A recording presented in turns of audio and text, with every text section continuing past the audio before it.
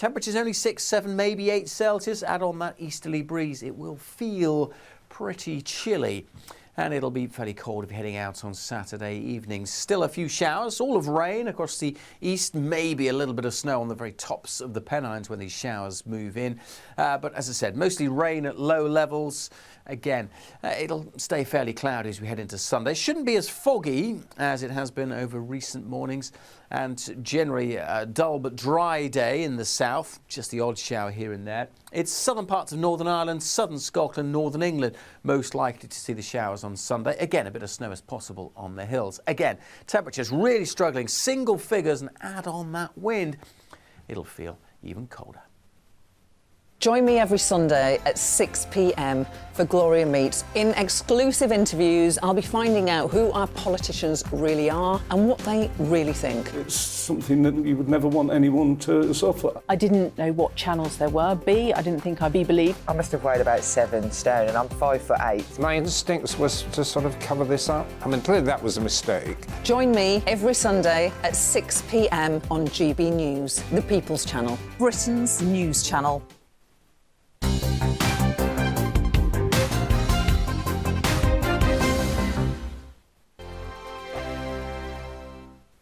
Every morning from 6 o'clock, we'll wake you up with GB News Breakfast with all the stories you didn't know from the night before. So whether it's serious news, entertainment, or your own views from all over our great nation, we're here to kick off your day with a smile. The national media should be reflecting and reporting what's happening here. You will notice the northwestern accents. Whether you're with us on TV, radio, or online, every morning, it's breakfast from 6 a.m. Hope you can join us.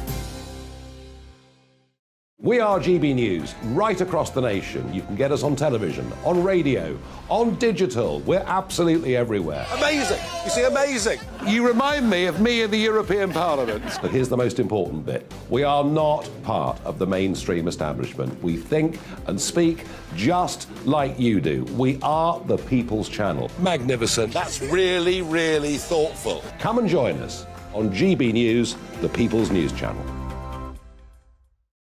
My name's Tom Harwood and join me 9:30 a.m. every weekday for The Briefing, your one-stop shop for everything you need to know about what's going on in politics today. I wonder if this is a deal that might need to be like the biscuits in this factory, twice baked. Is there not an opportunity here to win out against the extremes? Tom Harwood, GB News. What are you going to do about it?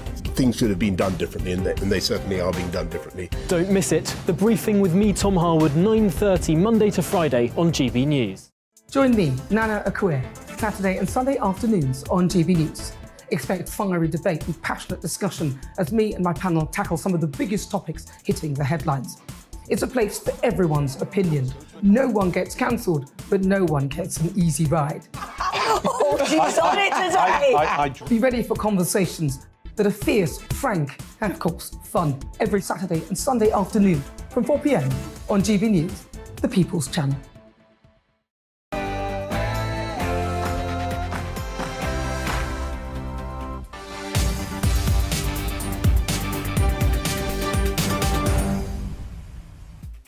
Good afternoon, wonderful people. It's Patrick, Christys here on GB News. Now, it's Friday afternoon. You've worked hard all week, so tell your boss to do one and just sit back and soak in a bumper news day with me all the way through until 6 p.m. this hour. I've got an exclusive about asylum seekers with diphtheria being sent out around the UK. Chris Whitty basically admits that his COVID lockdown response is causing loads of excess debt. Have talks broken down between Mick Lynch and the government? And do the public think the Tories are finished? I'm not here to mess around today, people. Get those views coming straight in. GB Views at gbnews.uk. Do you think the government is playing fast and loose with your safety when it comes to asylum seekers? GB Views at gbnews.uk.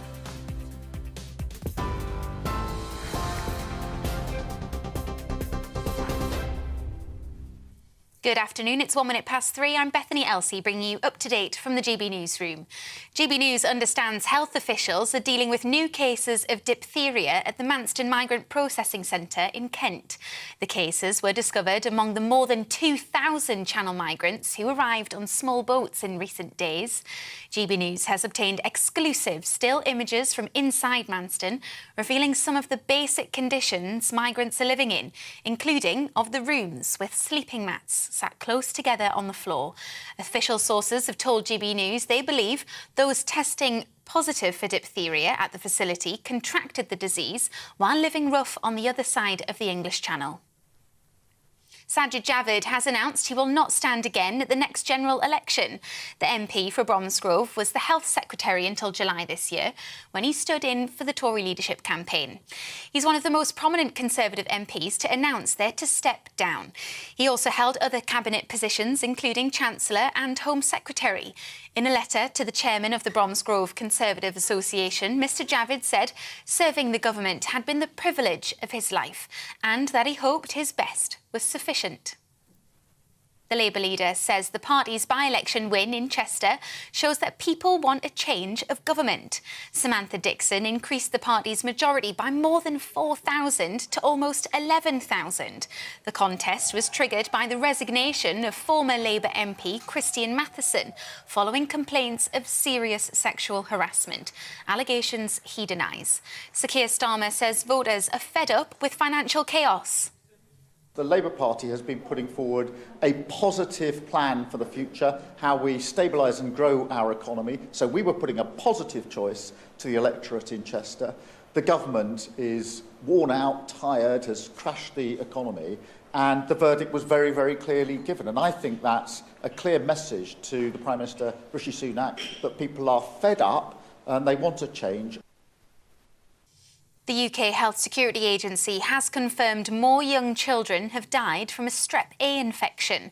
The latest death is of a child from St John's School in Ealing in West London.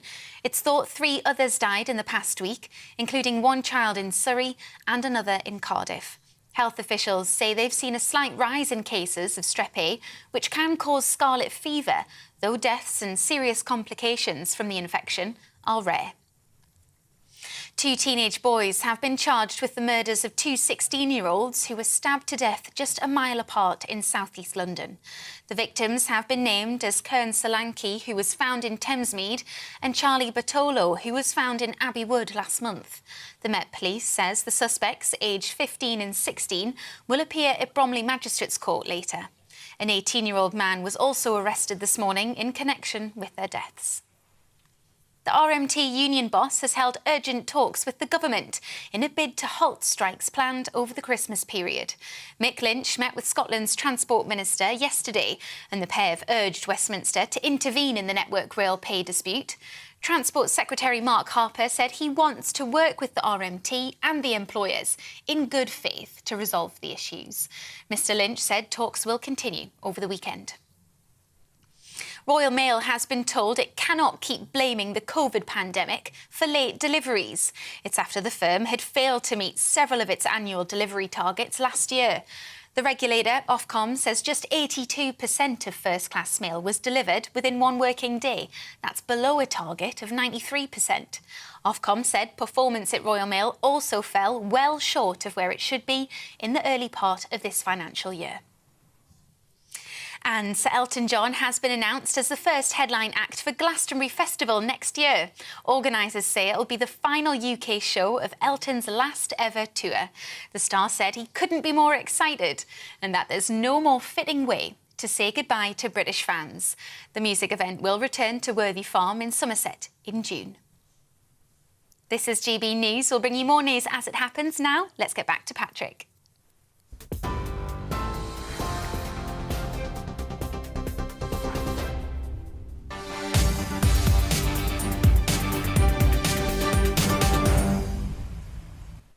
Well, we start as we mean to go on today, ladies and gentlemen, with a massive exclusive from our very own Mark White, our Home and Security Editor, and it relates to an issue that I know is incredibly close to a lot of your hearts, a lot of our viewers and our listeners, and that's what's been going on at the Manston Migrant Detention Centre. They are now dealing with a massive fresh number of cases when it comes to diphtheria there. GB News has learned that. Mark is going to bring that to you shortly. The new cases were discovered this week among the more than 2,000 Channel migrants who arrived in small boats just in the past few days. Serious connotations here, as we're going to get stuck into right now, about where they are contracting this, how quickly it can spread, exactly what diphtheria does, and whether or not, really, we should be sending a lot of these people on their way to, frankly, a hotel near you. Our Home and Security Editor, Mark White, is here with this latest exclusive story. People, I think, Mark, have a right now to be concerned. Yes, it's another health emergency at the Manston processing centre in Kent. We've been told that at least half a dozen people have presented with diphtheria. We don't describe it as an outbreak because officials are quite clear that it's not something that they're contracting in Manston, but they're actually coming down with these diseases, and not just diphtheria, other diseases on the other side of the channel. Now, what you're looking at here are exclusive pictures that we've also obtained today, filmed inside the Manston Processing Centre. This is one of the big marquees they have there where some of the migrants have been sleeping. You can see that there are these thin mattresses that have been stacked up there, the blankets around them, mattresses on the floor that are being distributed amongst the migrants as well. And when they're sleeping, they're effectively side by side in these big dormitories. So if there are people who have especially an airborne respiratory disease, then there is a very significant chance that those near them could contract that. Yeah, indeed. And as we understand it, inoculation is being offered. But when it comes to the wider public as well, this is a massive concern because, as we know now, people have been processed there very, very quickly and sent out to hotels, as we've been covering pretty much non-stop. And people are concerned because people can come and go from these hotels, etc. And there are worries, aren't there, about this spreading across the UK? There's always a worry about the potential for any disease brought into this country to spread into the wider population. Absolutely there is. And in fact, we saw that in October when we had that huge surge of small boats coming across the channel, which meant there was a backlog of cases they were dealing with at Manston. And at one point, there were 4,000 people inside Manston, sleeping there for several weeks, some of them, when they're only supposed to be in there for a maximum of 24 hours, processed and then sent off to hotels around the country or wherever. But 50 people, at last count, had tested positive for diphtheria, having been sent from Manston elsewhere in the country. So it's happening? Yeah, and the concern is that other people in the wider community could contract whatever disease someone has who is being put into the wider community. Now, what the government say with regard to diphtheria is that the vast majority of the population have actually been inoculated in childhood, but we know there's about 7 million people or so in recent years who've come into the UK, many from countries that will not have had diphtheria as an inoculation in childhood. Yeah. Now, I should say with regard to this ongoing cases of diphtheria that are now being reported again, this fresh batch of cases at Manston. The Home Office are not talking on the specifics of that, but they have issued a statement on what they do in terms of helping those suffering from diphtheria. And in that statement, they say, we take both the welfare of those in our care and our wider public health responsibilities extremely seriously. It goes on to say, full procedures, including treatment with antibiotics and isolation processes have been followed in accordance with UK Health and Security Agency advice. That statement from the Home Office with regard to what's happening regarding their response to diphtheria. Yeah, absolutely. And for our television viewers, if you're watching us online as well, if you are listening on your radio, I would recommend maybe pulling over when it's safe and convenient to do so and just taking a look, not just at that statement from the Home Office there and seeing what you make of it. Not a lot of specifics in that statement, but them saying that they do take the care of the wider community very, very seriously. There are also exclusive pictures from Mark White there, from the inside of that Manston Detention Centre. Just in case you are wondering, diphtheria, of course, is not maybe the top of the list of people's knowledge when it comes to illnesses. Apparently some of the symptoms are thick grey-white coating, may cover the back of your throat, nose and tongue, high temperature, sore throat, swollen glands in the neck, and it can lead to irregular heart rhythms, death and difficulty breathing, of course. Now, it is important to stress, as Mark said there, that these cases are not starting in Manston. We believe that they are being brought over from some of the frankly, quite squalid conditions that these people are living in before they come over here. But serious questions, and it leads me on to what I'm asking you, the members of the public, throughout the course of this show, GBviews at gbnews.uk, as we see rising cases of diphtheria, and we know now that hotels right across the UK are being used to house some of these individuals, whether or not you feel, now more so than ever, that the Home Office potentially is playing fast and loose when it comes to public safety and public health as a result of this. But, Mark, just finally on this now, maybe more so than ever now, a bit of a shot in the arm, for want of a better phrase, when it comes to serious question marks about why we're allowing so many of these people to come over. If more impetus was needed, surely this is it. I mean, it is a public health emergency, potentially. Well, there is real sensitivities around the issue of public health concerns when it comes to those coming across the channel, because clearly on the part of authorities, the last thing they want to be seen as doing is demonising people who are coming to this country. However, having said that, there are real concerns about the conditions that people are living in, particularly in these makeshift camps in wooded areas around Dunkirk, around Calais, where they are often in these camps for weeks, sometimes months. And we know that diseases are rife in these camps. And, of course, by the very nature of the transitory process then of these individuals leaving the camps and coming to the UK, some will take the diseases that they've picked up in the camps with them. And that requires not just then an immigration enforcement response, but very much now a health response as well. And that's what we're seeing. The government giving now as routine vaccinations against diphtheria and other diseases to those who are coming across the channel from France. Absolutely. Mark White, thank you very, very much. We'll be keeping you updated and us all updated throughout the course of the show. Mark White, our Home Security Editor, with another exclusive, including exclusive images from inside that Manston detention centre. The email's already flooding in thick and fast on this. GBviews at gbnews.uk. People like Anne now saying more than ever, potentially an offshore processing centre is needed. Look, I think for a long time in this country, people were being asked to bury their heads in the sand when it came to the scale of what was taking place in the channel. You add that, of course, to net migration as well. The public costs, we were told to just ignore that when it comes to £7 million and the rest every single day on hotels, etc. But now are we being asked to ignore the potential health consequences as well?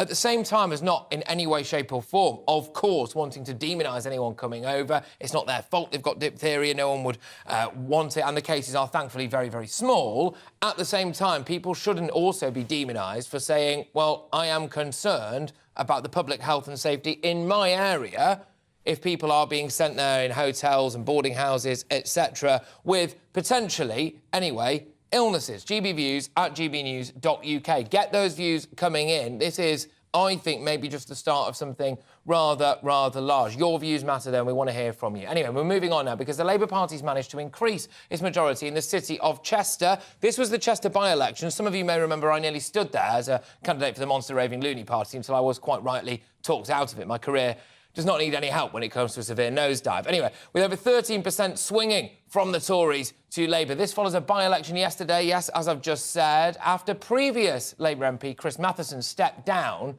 amid serious sexual misconduct allegations, which I'm at pains to suggest that he strenuously denies. Anyway, the results have been welcomed by Labour leader Keir Starmer, who says that they show the Tory government has run out of road. Well, look, let's be clear. This was a very, very good result for the Labour Party because what was clear was there was a choice. The Labour Party has been putting forward a positive plan for the future, how we stabilise and grow our economy. So we were putting a positive choice to the electorate in Chester. The government is worn out, tired, has crashed the economy, and the verdict was very, very clearly given. And I think that's a clear message to the Prime Minister, Rishi Sunak, that people are fed up and they want to change, and there's this strong sense now the government has run out of road, run out of ideas, hasn't got a mandate, and it's time for change. Well, it's interesting, isn't it? Because you could fit a Rizzler paper between the two main political parties in this country at the moment, and it leads me quite nicely on to something, a little tease for you that I'm going to be talking later on. It is Friday, which means that it's our People's Poll Day, as regular viewers and listeners will know, and there's some quite startling results when it comes to today's People's Poll. I'll be revealing the exact figures later anyway, but actually a lot of you are thinking that the Tories are finished, and crucially, the Tories have stalled. And is it just over things like this? Shock horror, if you don't stick to your principles, or maybe, dare I say, what you were elected to do, or what people thought your party stood for, then you do get a good kicking by elections and potentially in a general election. We've just spoken, for example, about illegal immigration, haven't we? I mean, that, I imagine, will be a massive red flag for people. But is this really bad news for the Tories, or is this Chester by-election just a sign that Labour, frankly, have held a seat that pretty much was always in the bag? I'm joined now from Liverpool by a lecturer in British politics, Sir David Jeffrey, an expert when it comes to this stuff. Labour, of course, will be making a massive meal out of this, and as is their right, they have just won a seat. But realistically, in this particular moment, is it a sign of the fact that the Tories are taking a kicking? Do you think they're finished? I think it's not really telling us anything we don't know already, right? So the results, the swing reflects the difference in the polls. You only need to look at the polls to see Rishi Sunak's Conservatives are in deep trouble, and this by-election just confirms that pattern. I mean, of course, Keir Starmer's right to be happy, but you can probably put a by-election in any constituency in the country at the moment, and Labour will do very well, and the Conservatives will do very badly.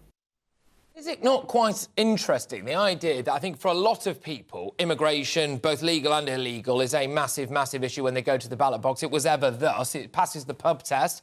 Every single conversation in a pub about politics, if you give them enough time, will inevitably include something about immigration one way or the other. And let's be honest, Labour aren't really going to do a huge amount to stop it. In fact, one could argue that the Labour Party would just continue or maybe exacerbate what's been going on. But despite all of that, Labour still doing well in the polls, potentially a symbol that people have just had enough of the Tories. Yes, certainly. One of the reasons why Labour's doing so well is that a huge chunk of 2019 Conservative voters are simply saying, we don't know who we're going to vote for. And so they're taken out of the top line of the polls. So it kind of inflates Labour's lead somewhat. But it's also important to remember, for a lot of people, immigration is no longer the most important issue in the way it was around the Brexit referendum. And the cost of living, the economy, and quite frankly, the Conservatives don't seem to have any answers that the public want to hear. Labour seem to have stolen the thunder on this. They've stolen the thunder on the NHS. They're leading on all of these key issues. It's fascinating, that point, because it's slightly Orwellian, because actually the Labour Party have not come out and backed any of these strikes. They are pinning it all on 12 years of Tory rule, which is their right. There has been 12 years of Tory rule, 12 and a bit years. So you can do that. But Labour not backing the strikes and, crucially, not saying that they'd actually be able to give in to demands or want to give in to the demands. Reading between the lines there, the strikes possibly would just continue if there was a Labour government. But the way it looks to the public is that the Tories have knackered it and Labour might do something differently. I'm going to be revealing very shortly the results of our People's poll. I will keep people on the hook for that right now. But one of the results does appear to show, quite definitively actually, that people think that if there was a new political party that was much stronger on immigration, that party would do rather well. How do you feel about that? I'm not sure the Chester by-election shows much evidence of that. Reform UK made a big point about we're bursting back, we're the party that people should be voting for, and they've done not very well at all, about just under 3%, which is roughly a third of what UKIP got in 2015 in that constituency. So it seems that everybody likes the idea of a new party, but because of our voting system, people know, really, that most constituencies are a toss-up between either Labour, the Conservatives, or in some cases, the Lib Dems. So it's always something that people prefer, like in the abstract, than that they'll actually vote for on the day. Can I just ask you, in your esteemed view, do you think Britain is just becoming, one way or the other now, a more socialist country? Because I have noticed a bit of a sea change. I talk a lot about strikes, as you would imagine, and there's a very mixed bag on that. It's the most divisive issue, believe it or not, that I talk about when I see my inbox and when I see Twitter, and we do polls on it now. Because of this cost of living crisis, a lot of people are throwing their hands in the air and going, actually, I do back a pay rise for vast swathes of the public sector. You've then got people on the other side of it, and it is about 50-50 from what I can tell, who are saying, well, I'm not getting a massive pay rise at all, I'm still skint, and maybe these people shouldn't either. But there does appear to be a little bit of a lurch, in my anecdotal evidence anyway, towards, actually, slightly more socialist country. And the Tory party has moved that way themselves, in a sense, haven't they? Do you think Britain is just becoming more socialist? I think generally, if you look at the country as a whole over a long period of time, economically, we have been vaguely centre-left. We've always had this idea that the NHS is a very good thing. This idea of universal pensions is a good thing. So we've been in many ways, in that place. Now, where we've kind of moved slightly more, I would say, is on the kind of social side, where we've become more socially liberal over time. And this has partially benefited the Labour Party, but you're right about the Conservative Party. 2019 manifesto was committed to state intervention in the economy to make places that were left behind a lot better. And that is something that the current government seems to have completely forgot. And that was why Boris Johnson, along with Brexit, was elected, because he promised to level up the country.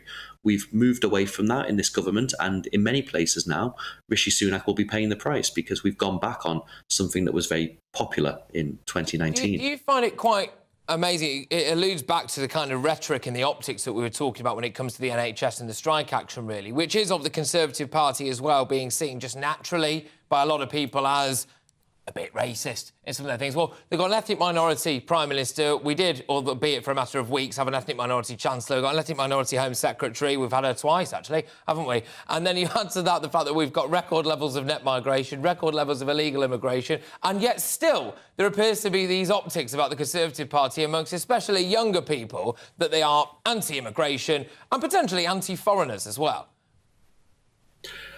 Yes, I mean, the Conservative Party does have some sort of reputational issue around this, despite, as you rightly say, a very good track record on promoting non-white people into kind of key leading positions, in the same way that it's generally used to be seen as quite sexist, even during Margaret Thatcher's time in office. It has this issue to shake what Theresa May called the nasty party label, that I think will just stick with it as a party on the right anyway.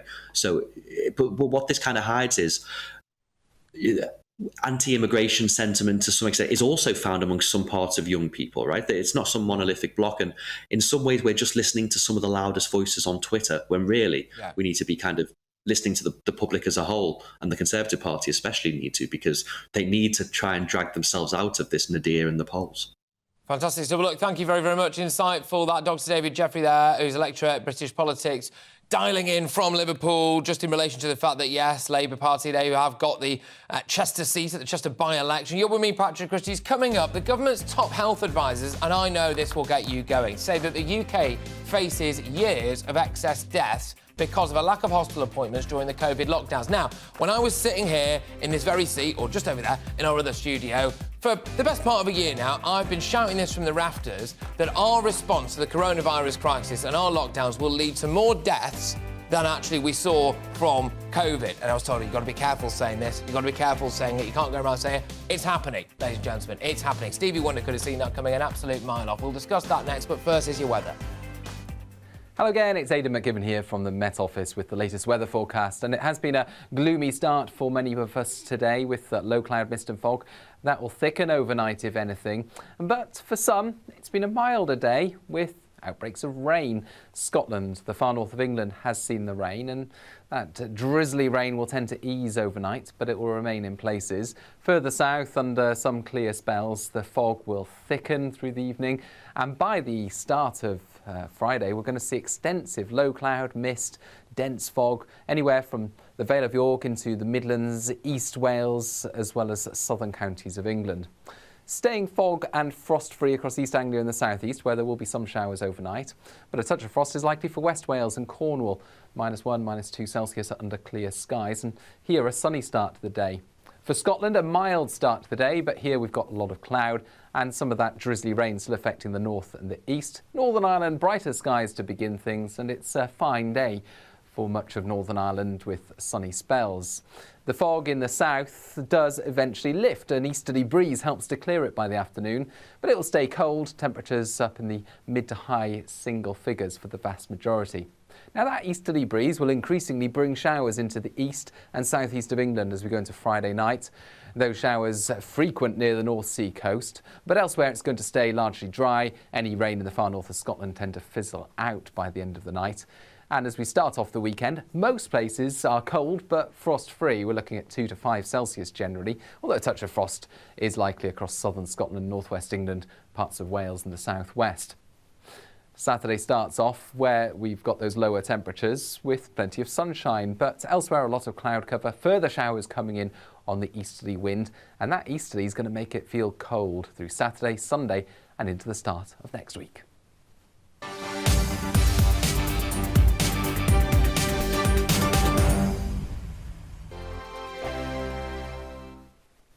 Monday to Thursday, 9 p.m. till 11 p.m. Join me, Dan Wootton. I'll bring you the sharpest takes and hottest debates. Do you not believe in prisons? I don't believe in prisons. I'm completely stunned. I guarantee you there'll be no spin, no bias, no censorship. I actually was personally quite offended by it.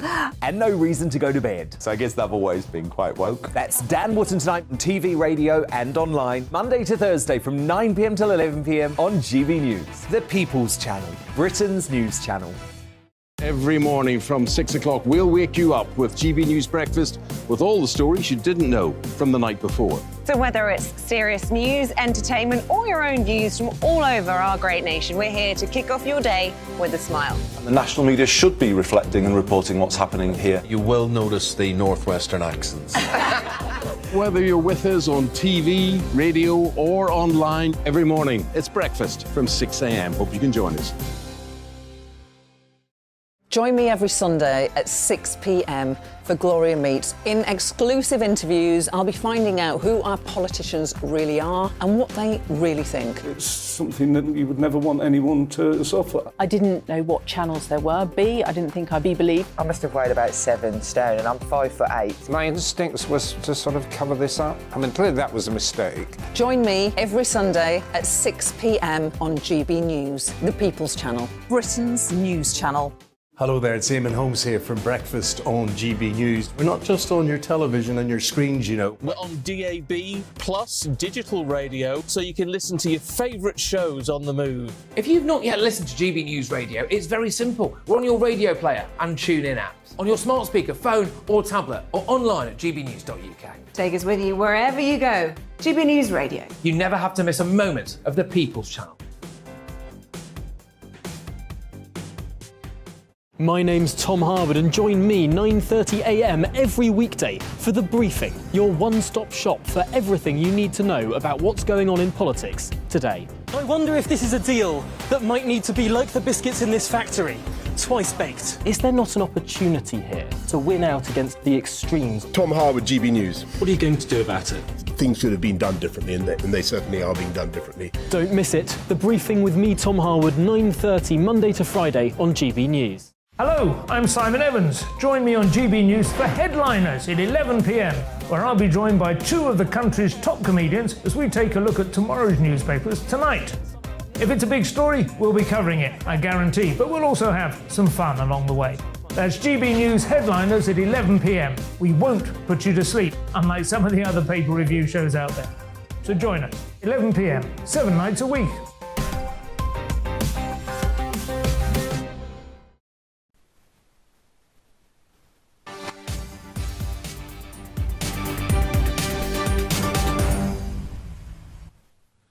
Well, the truth comes out in the end, doesn't it? Because the government's top health advisors, Sir Chris Whitty and Patrick Vallance, yes, remember them, well, they've warned that we could be facing a, quote, prolonged period of higher death rates than normal. I wonder why that might be. Well, it's because routine health appointments did not go ahead during the COVID pandemic. Despite this, Whitty, the Chief Medical Officer for England, and Vallance, the government's Chief Scientific Advisor, they defended COVID lockdowns. The pair published a report of the COVID-19 pandemic in the UK and said that the outcomes would have been, quote, significantly worse if they hadn't acted as they did. There are some pretty stark stats on all of this. And joining me now is General Practitioner Dr. Lawrence Buckman. Now, he used to be the chair of the British Medical Association's General Practitioners Committee. Dr. Lawrence, thank you very much. I am acutely aware that there are very much 2 sides to this particular coin. People saying, well, if we hadn't have locked down, or we'd have locked down for a less amount of time, then there might have been more deaths, COVID would have ripped through. Other people, of course, now saying, after the event, well, we look at the economic issues, we're looking at some of the health issues that are taking place, and maybe this was the wrong side of it. How much is Chris Whitty to blame, and Sir Patrick Vallance, for the amount of excess deaths that we're seeing now? Probably very little. I don't think the blame can be laid at their door. The reason why the NHS is overwhelmed is something to do with the pandemic, but not a huge amount. This was a disaster waiting to happen for the last 20 years. And the workforce crisis is the way it is now in the health service, and you're not going to change very much of that, whether you have a lockdown or not. The reason for the lockdown at the beginning was we didn't have vaccines. Once vaccines appear and other treatments, then lockdowns are pointless. But certainly... Yeah. Just to interject on that, one of the things that really stood out for me on this was the amount of people who didn't seek medical attention kind of when they thought they were ill. And I can't escape the idea for me that that is down to some of the fear-mongering that we saw. We know now that a lot of Chris Whitty's models were not accurate. And, OK, we were in a crisis, but still, they were presented as fact a lot of the time. Whether or not he wanted them to be, they were taken as read by a lot of people. And a lot of people did not seek medical attention as a result of that. And now we're paying the price for it, are we not? I think that's a very simplistic interpretation of what Chris Whitty said and did. He added caveats to absolutely everything. Everything he said was hedged with, I don't know, I'm not sure, we can't be certain. And I'm sure he was right. You can't be certain. We knew that if people didn't present early enough to the health service, excess deaths would rise. That was obvious. What wasn't obvious to many people was how badly other factors would impact on catching up after the pandemic. Inevitably, if you aren't open, or people think you're not open, then you will not be able to deliver healthcare to the right number of people. And that was inevitable. Whose fault is that then? Because I'm looking here at some figures where we're seeing hundreds of cancer patients, excess deaths every single month. We're seeing hundreds when it comes to heart conditions, diabetes, child mental health. I did a report yesterday about a quarter of children who grew up during the lockdowns now suffering from mental health problems. We've got a backlog of 7.1 million patients. And then I'm reporting on stories about GPs wanting to work 9 to 5. Yeah, so I'm not sure where the GPs working 9 to 5 comes from. Sounds wonderful, but I can't imagine ever working those kind of hours. They're voting for it, apparently. They're voting on their practices being open 9 to 5. I'm aware of that, but you and I know that you couldn't possibly run a GP business 9 to 5 and earn a living because the health service wouldn't let you do that.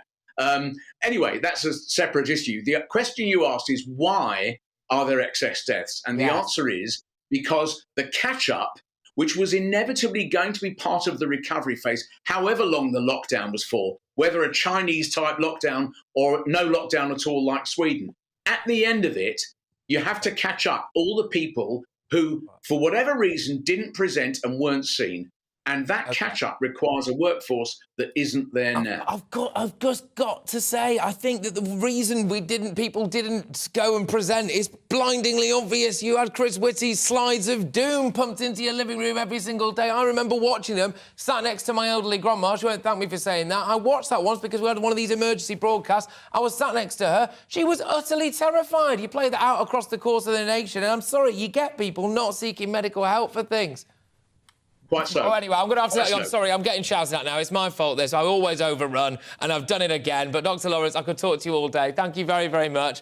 Short and sweet, but there we go. That's Dr Lawrence Buttman of the British Medical Association's General Practitioners Committee, former, I should say. Right, anyway, blinking you'll miss it today, ladies and gentlemen. We're not here to mess around. You are with me, Patrick Christys, on GB News. And coming up, yes, I've been teasing it. It's out now. The latest results of the GB News' People's Poll. It's found that 54% of Brits think that last year's net migration number of 504,000 was too high. I want to know who the other 40-odd% are anyway. So are high levels of immigration a good or a bad thing for our country? Couple that with the fact that we also found that people think a new party who's tough on immigration might give the Tories a kicking at the next general election. I'll ask all of this next, but first, better late than never. Sorry, Beth. It's the latest headlines.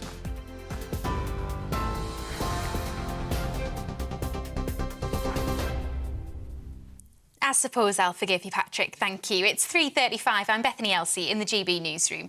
GB News understands health officials are dealing with new cases of diphtheria at the Manston Migrant Processing Centre in Kent.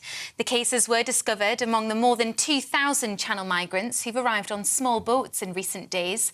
GB News has obtained exclusive images from inside Manston revealing some of the poor conditions migrants are living in. Official sources have told us they believe those testing positive for diphtheria contracted it while living rough in France. Sajid Javid has announced he will not stand again at the next general election. The MP for Bromsgrove was the Health Secretary until July this year, when he stood in for the Tory leadership campaign. He's also held other cabinet positions, including Chancellor and Home Secretary. In a letter to the chairman of the Bromsgrove Conservative Association, Mr Javid said serving the government had been the privilege of his life and that he hoped his best was sufficient. And Matt Hancock has appeared in the House of Commons introducing the second reading of his dyslexia bill. It's the first time he's been seen in Parliament since his 3-week stint on ITV's I'm a Celebrity, Get Me Out of Here. It's also a pleasure to be here and to be clean and well fed. The former Health Secretary had the Conservative Party whip removed when it was announced he'd appear on the show. He's currently sitting in as the independent MP for West Suffolk. He told Parliament the current approach to dyslexia must change.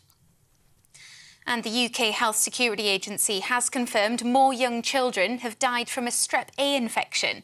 The latest death is of a child from St John's School in Ealing in West London. It's thought 3 others died in the past week, including 1 child in Surrey and another in Cardiff. Health officials say they've seen a slight rise in cases of the infection, which can cause scarlet fever, though deaths and serious complications are rare. You're up to date on TV, online and DAB+ radio. This is GB News. Don't go anywhere. Patrick will be back in just a moment.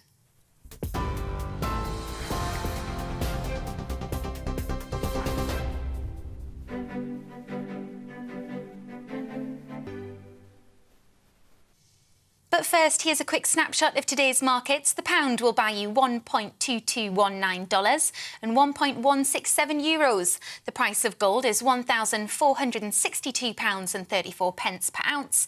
And the FTSE 100 is at 7,561 points.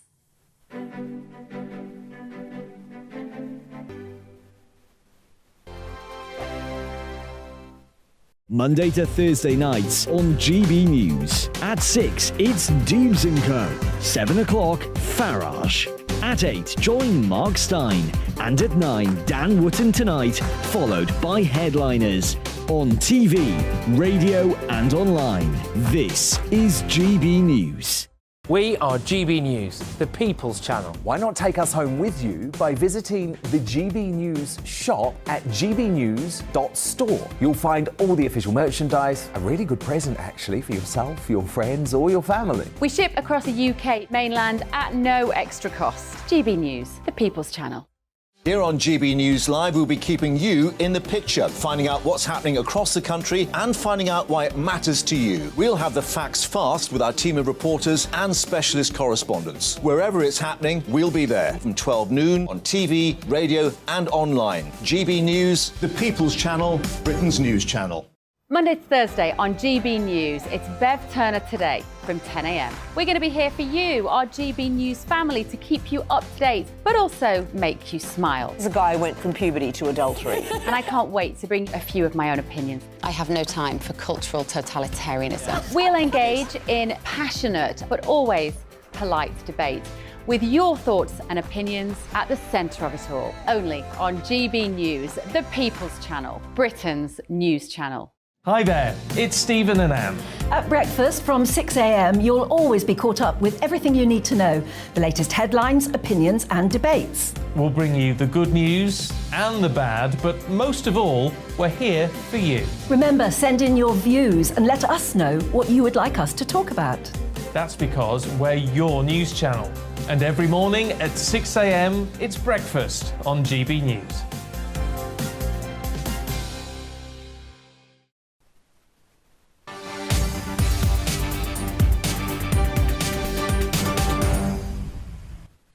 Yes, welcome back, everybody. You are with me, Patrick Christys, right here on GB News. And now it's time for a much-fated GB News People's Poll.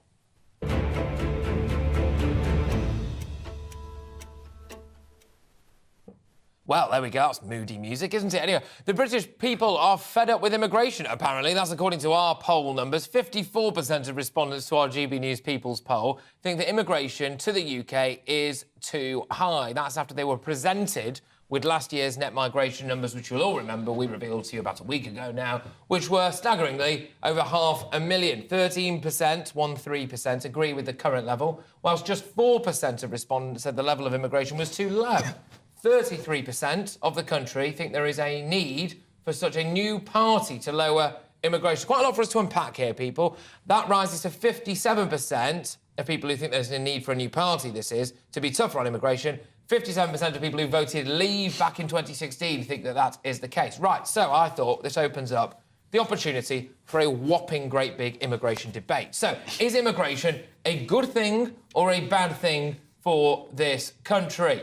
With me now in the studio is Henry Bolton, International Security and Border Control expert, and Dennis McShane, former Labour Minister for Europe. Both of you caught a lot of controversy in my inbox here, but crucially what it means is that people can't take their eyes off either of you when you're on. So welcome back to the fray. I'll start with you, Henry Bolton. Is immigration a good thing at these levels for Britain?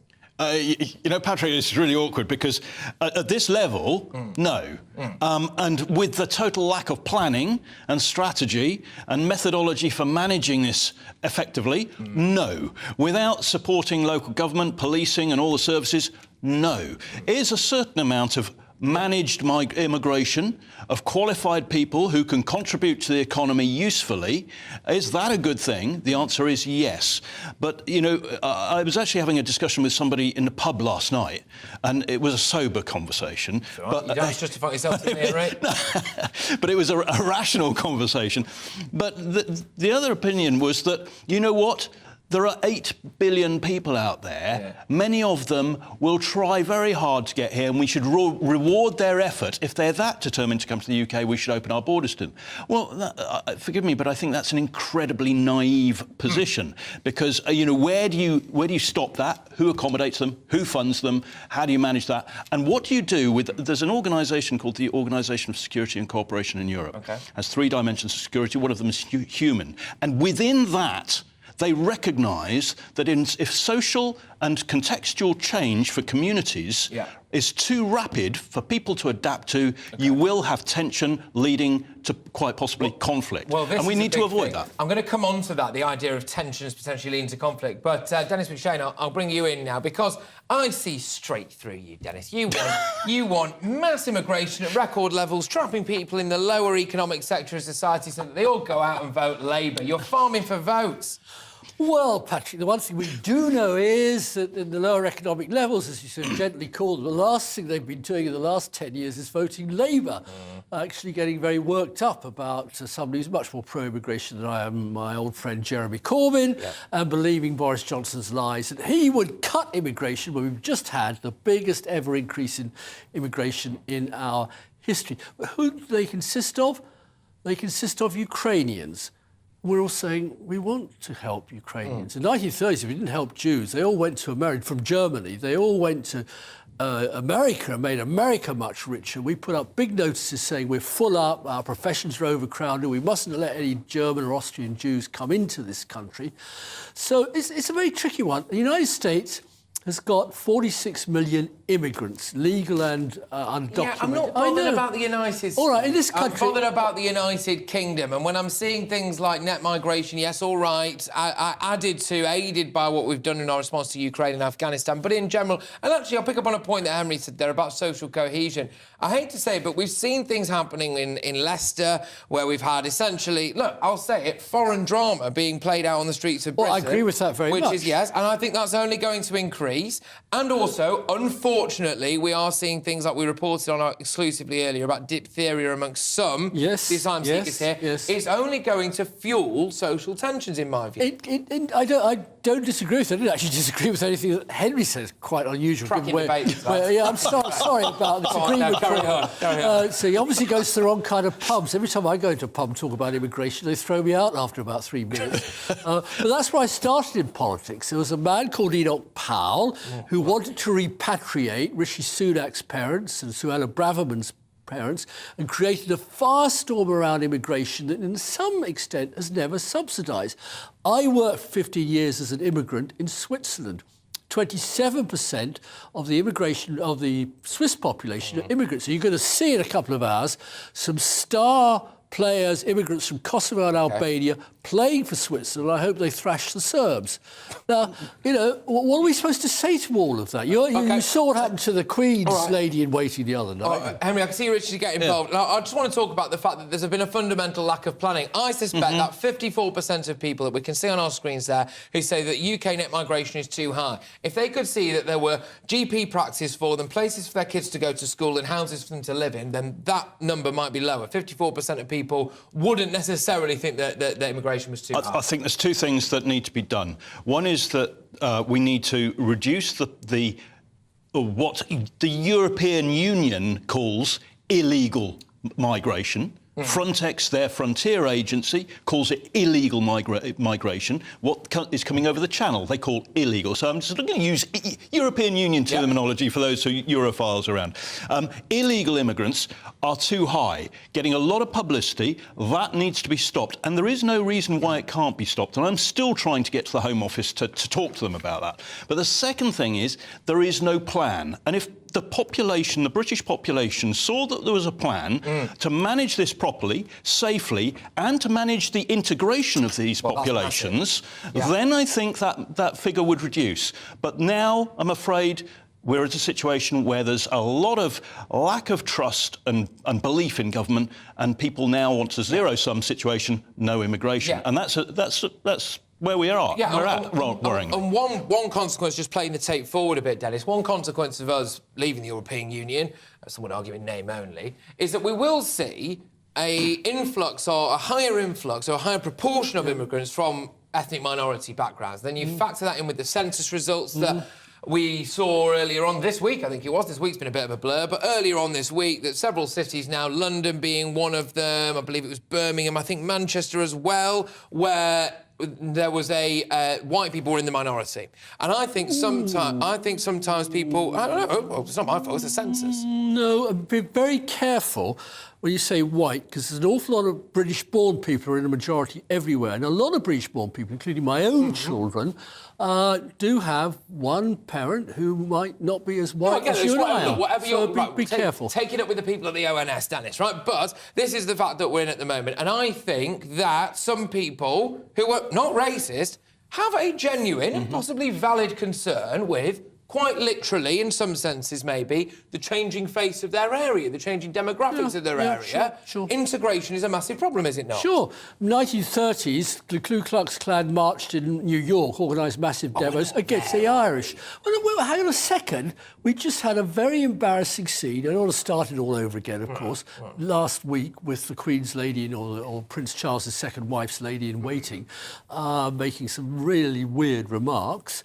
Now, I mean, I completely agree with you. I've lived with this all my life. Well, we're clearly an incredibly tolerant country. Clearly an incredibly tolerant country. I think we are very tolerant, extremely tolerant, and I think if people were to see, if this sort of behaviour that we're seeing on our streets now were to play out in a whole range of other countries, then we'd see a very different response from the authorities. But just the number, Patrick, if I can say, the full immigration figure of 1.1 million is the size of Birmingham. 504,000, which is the net immigration in the last 12 months to June, equates to something greater than the city of Edinburgh. Henry, where are our police officers? Where are our houses? Who's funding it? Where are our nurses? Where are our doctors? They're keen to come here. The government's just imported, I don't know, 1,000 or more Indonesians, for God's sake, to work picking fruit, making them pay 5,000 quid to come here, and then booting them out after 6 months. But then the taxpayers getting walloped left, right. Correct. But both of you. That was good. Thank you. But we have to move on.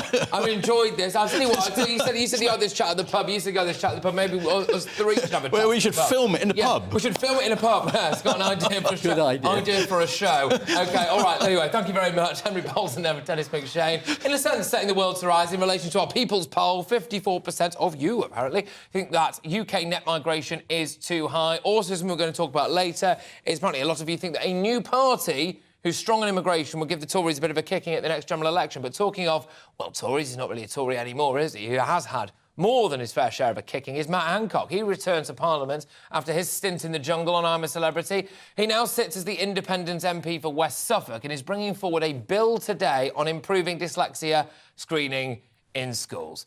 Former Chancellor Sajid Javid also announced earlier that he's standing down as MP for Bromsgrove at the next general election.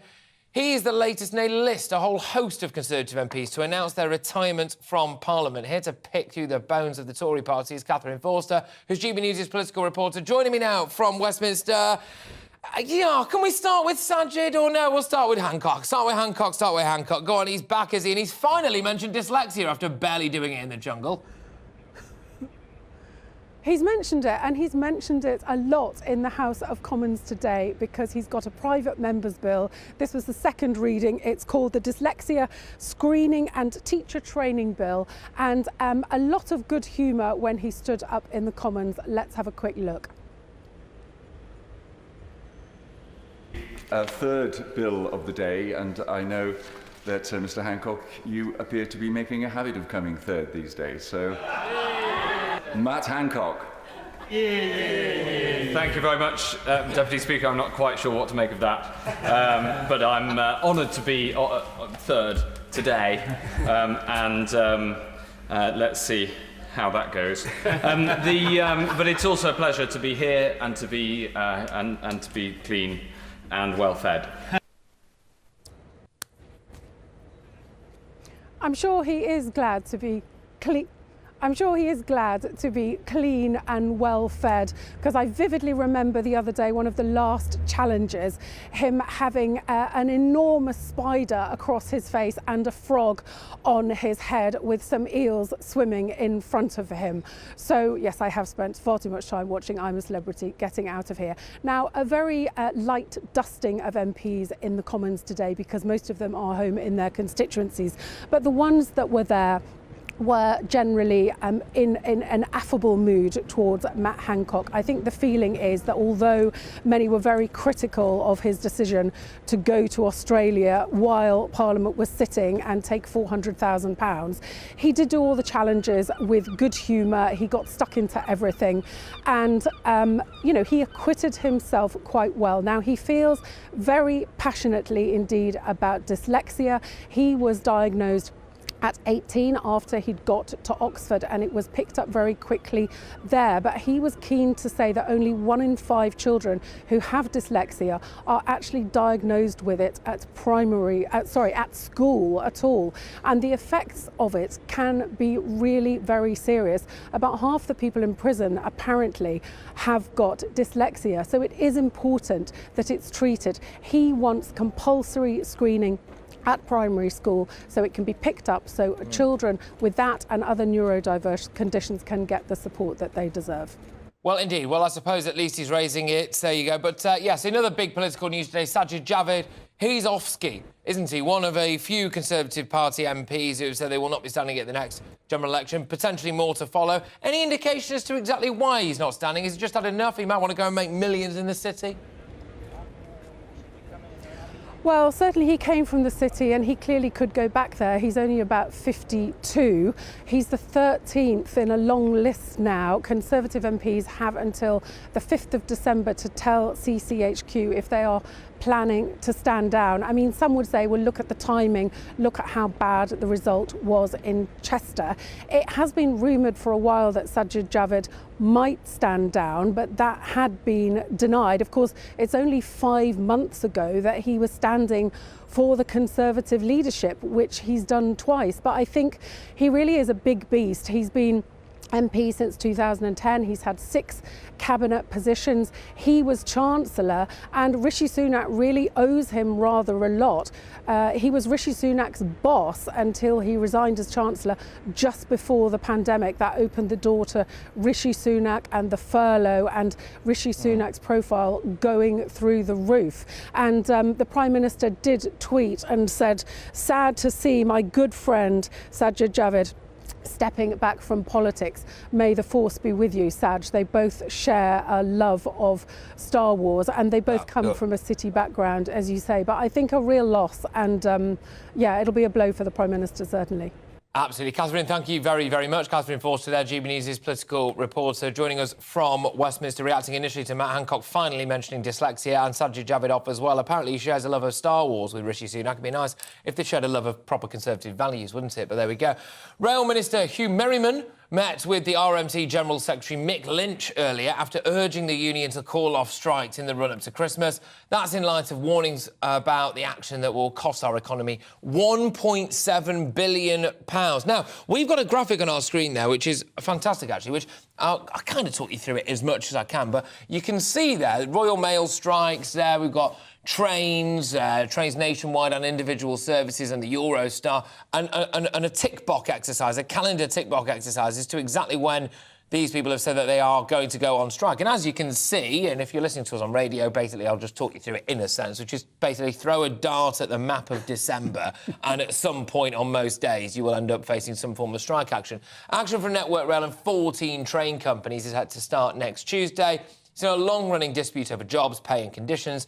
And we'll be the first of, basically, loads of strikes. I'm just going to bring in Simon Calder now without further dither and delay, travel editor at The Independent. Simon, do we know much that's come out about a meeting between Merriman and Grinch Lynch?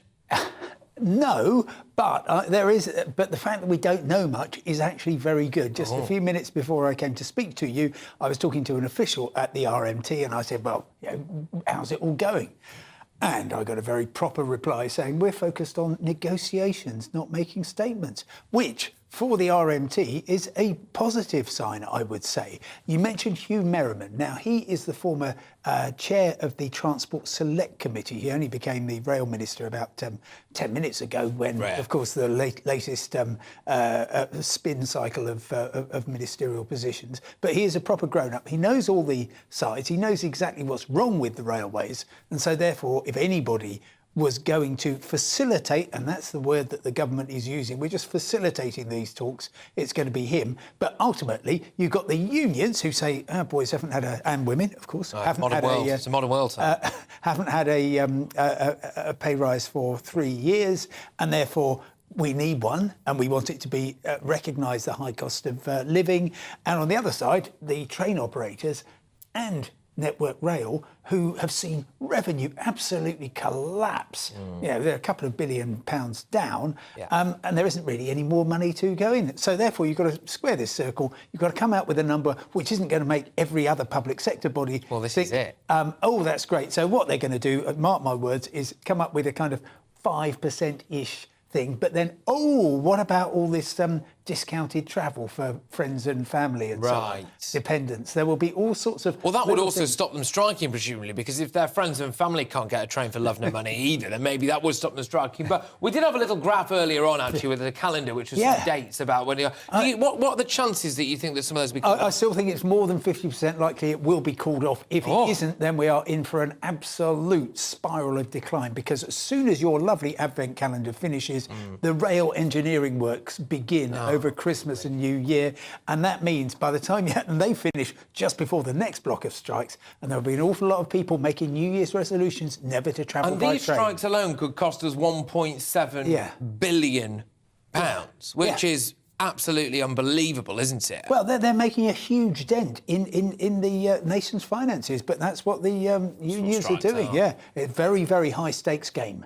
OK, all right, Simon, thank you very, very much. Simon Calder there, travel expert, travel guru, travel editor at The Independent, joining me there. And thank you very much, as always, for putting up with me, Simon. I always feel as though there's very much an adult in the room here whenever you come in. You're with me, Patrick Christys, on GB News. Lots more to come in the next hour. I've got it all, ladies and gentlemen. We're revisiting our big exclusive when it comes, of course, to the issues with diphtheria, potentially, among the asylum seeker population. I've been asking you throughout the show, I will keep asking you this.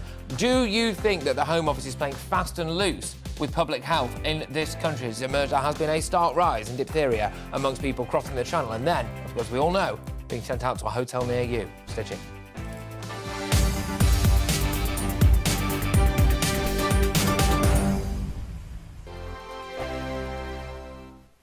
Every morning from 6 o'clock, we'll wake you up with GB News Breakfast with all the stories you didn't know from the night before. So whether it's serious news, entertainment, or your own views from all over our great nation, we're here to kick off your day with a smile. The national media should be reflecting and reporting what's happening here. You will notice the northwestern accents. Whether you're with us on TV, radio, or online, every morning it's breakfast from 6 a.m. Hope you can join us. We are GB News, right across the nation. You can get us on television, on radio, on digital. We're absolutely everywhere. Amazing! You see, amazing! You remind me of me in the European Parliament. But here's the most important bit. We are not part of the mainstream establishment. We think and speak just like you do. We are the People's Channel. Magnificent. That's really, really thoughtful. Come and join us on GB News, the People's News Channel. My name's Tom Harwood and join me 9:30 a.m. every weekday for The Briefing, your one-stop shop for everything you need to know about what's going on in politics today. I wonder if this is a deal that might need to be like the biscuits in this factory, twice baked. Is there not an opportunity here to win out against the extremes? Tom Harwood, GB News. What are you going to do about it? Things should have been done differently, and they certainly are being done differently. Don't miss it. The Briefing with me, Tom Harwood, 9:30 Monday to Friday on GB News. Join me, Nana Akua, Saturday and Sunday afternoons on GB News. Expect fiery debate and passionate discussion as me and my panel tackle some of the biggest topics hitting the headlines. It's a place for everyone's opinion. No one gets cancelled, but no one gets an easy ride. Oh, she's on it today! Be ready for conversations that are fierce, frank, and of course, fun. Every Saturday and Sunday afternoon from 4 p.m. on GB News, the People's Channel.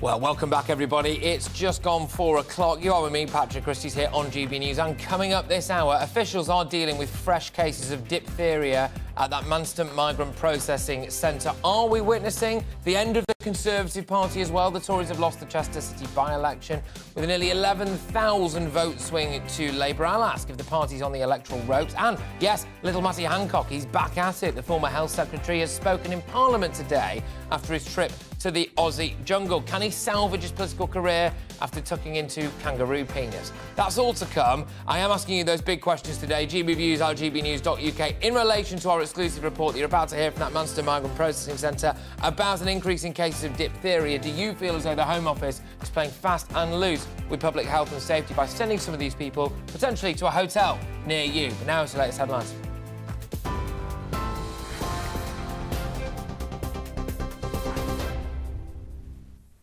Good afternoon. It's 3 minutes past 4. I'm Alice Porter in the GB Newsroom.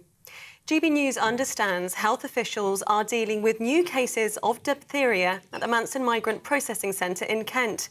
The cases were discovered among the more than 2,000 Channel migrants who've arrived on small boats in recent days. GB News has obtained exclusive images from inside Manston, revealing some of the poor conditions migrants are living in. Official sources have told us they believe those testing positive for diphtheria contracted it while living rough in France. Sajid Javid has announced he will not stand again at the next general election. The MP for Bromsgrove was the Health Secretary until July this year, when he stood in the Tory leadership campaign. He's one of the most prominent Conservative MPs to announce they're to step down.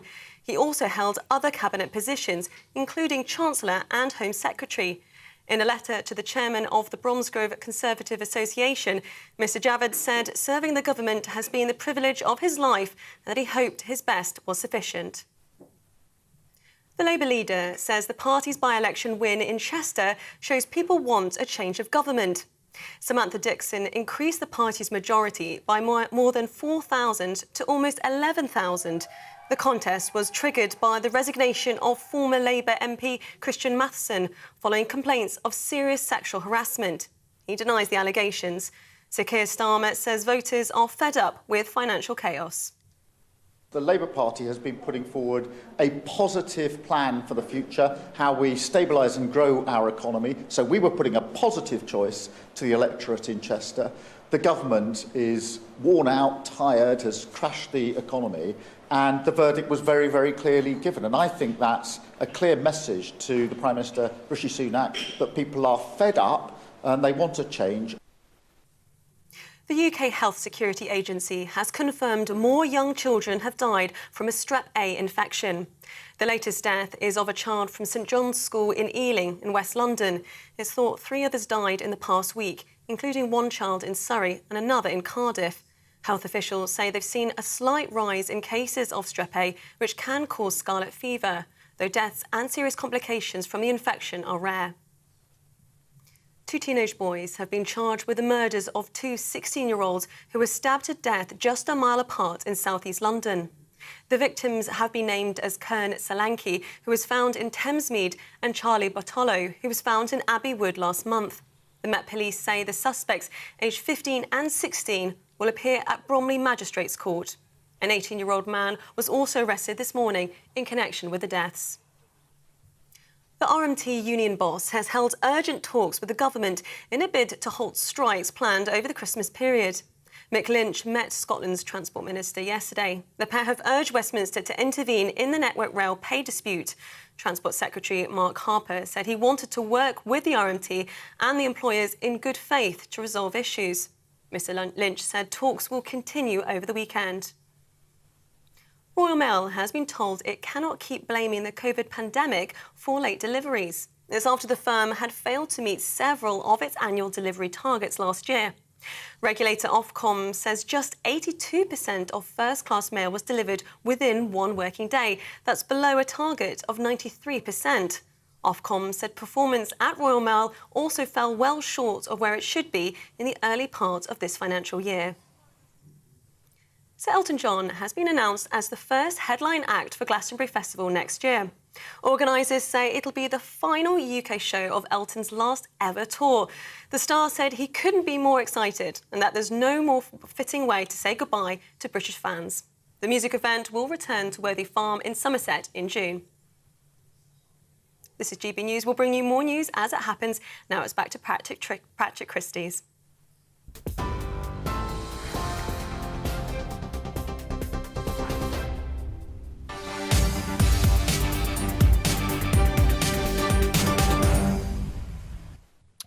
Welcome back, everybody. Right now, our big story for this hour, which has got you all emailing in your droves, actually, is the fact that health officials are dealing with a fresh cases, anyway, a load of cases of diphtheria at the Manston Migrant Processing Centre in Kent. GB News has learned this exclusively. The new cases were discovered this week among the more than 2,000 Channel migrants who arrived on small boats in recent days. It is shocking stuff, especially when one considers whether or not all of these people are now going to be sent out into the wider community to hotels in towns and cities and villages, etc., near you. Do you feel as though the Home Office is playing fast and loose when it comes to public health and safety? Our Home Security Editor, Mark White, is here with me right now with the latest on this exclusive story. Mark, people understandably very concerned about the health implications here. Yeah, I mean, the first thing to say is those who've tested positive will be treated and will not be sent off into the wider community until they're no longer symptomatic and contagious. That was not the case, though, in October when we had this huge surge coming across the English Channel of thousands of migrants that ended up in the Manston Centre. There was a backlog in the cases that they could process there. At one point, there was 4,000 people stuck at Manston. It became an ad hoc asylum seeker refugee camp, if you like. And those individuals were there for several weeks at a time. And they had, some of them, diphtheria. They were then farmed off to hotels around the country, some clearly contagious at that point, and we're still dealing with the consequences of those particular decisions. This time round, we're told that those who have tested are being isolated in a secure part of the reprocessing or the processing centre in Manston. There is a statement here from the Home Office in which they say, "We take both the welfare of those in our care and our wider public health responsibilities extremely seriously.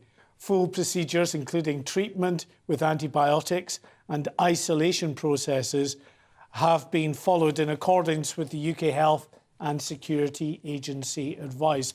And for our television viewers, we're also looking at pictures. They're exclusive pictures that we've obtained from the inside of Manston, some of these images shot today with some of the 2,000 plus people who have come across the English Channel just this week. We had a break in the weather, Patrick, which meant that there was another surge in small boat activity, and these are the people, these are today images of those. We think about 600 currently in the processing centre. Yeah, 100%. And it's a fascinating insight, actually, into that processing centre. And it's great stuff that we can bring these images to our viewers exclusively here on GB News. And it comes amid reports, aren't there, that they're trying to be able to allow to hold these people, some of them anyway, for up to 4 days. The target at the minute is 24 hours before they are moved on. And I can't help but wonder whether or not a lot of members of the public and a lot of our viewers and listeners will be thinking, well, 4 days should be the minimum because, you know, we don't want to demonise anyone who's coming over here. But at the same time, if there is a very real possibility, and there is now a very real possibility that, yes, there are safety implications when it comes to exactly who these people are, where they're from and what their intentions may or may not be, but also health implications. Does our government not owe it to the people who already live here to thoroughly screen these people before moving them on? Yeah, I mean, there's pluses and minuses in that approach. You can see from the pictures that those people who are on the mats on the floor... A lot of men, isn't it? Well, yes, well, indeed, mainly men. We know close to 90% of those who come across the English Channel are male. But they're sleeping in these dormitories. There are mats on the floor. They're right next to each other. So the plus side of keeping them there is yes, they're not necessarily then being farmed out into the wider population within the UK and potentially contaminating people with other diseases. The downside is they're all very close to each other, and if there are people, the majority probably, that haven't caught any kind of contagion there, then there's a much greater chance that they will catch whatever is doing the rounds in that processing centre. So as I say, pluses and minuses. You'll have a health emergency potentially with whatever route you take. One thing that officials are keen to emphasise, though, is that this is not an outbreak as such at Manston. In other words, it's not because of the conditions there that people are catching diseases.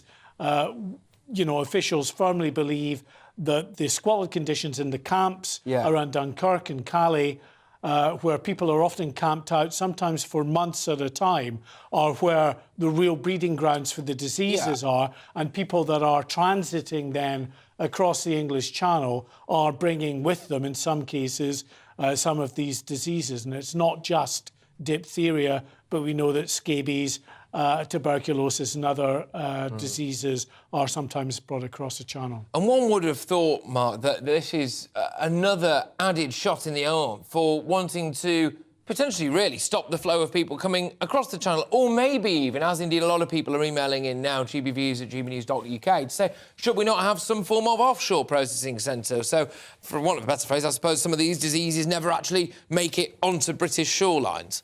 Well, certainly if you had offshore processing centres, I think there's many people would see that as a potential deterrent, because the goal, of course, of those coming across the channel is to reach the UK. If they're being stopped from actually getting to the UK mainland, if they're being housed for the entirety of the time that it takes, which can sometimes, of course, be many, many months, even years, for the asylum claim to be properly processed, then that would act as a disincentive for those trying to come across the channel.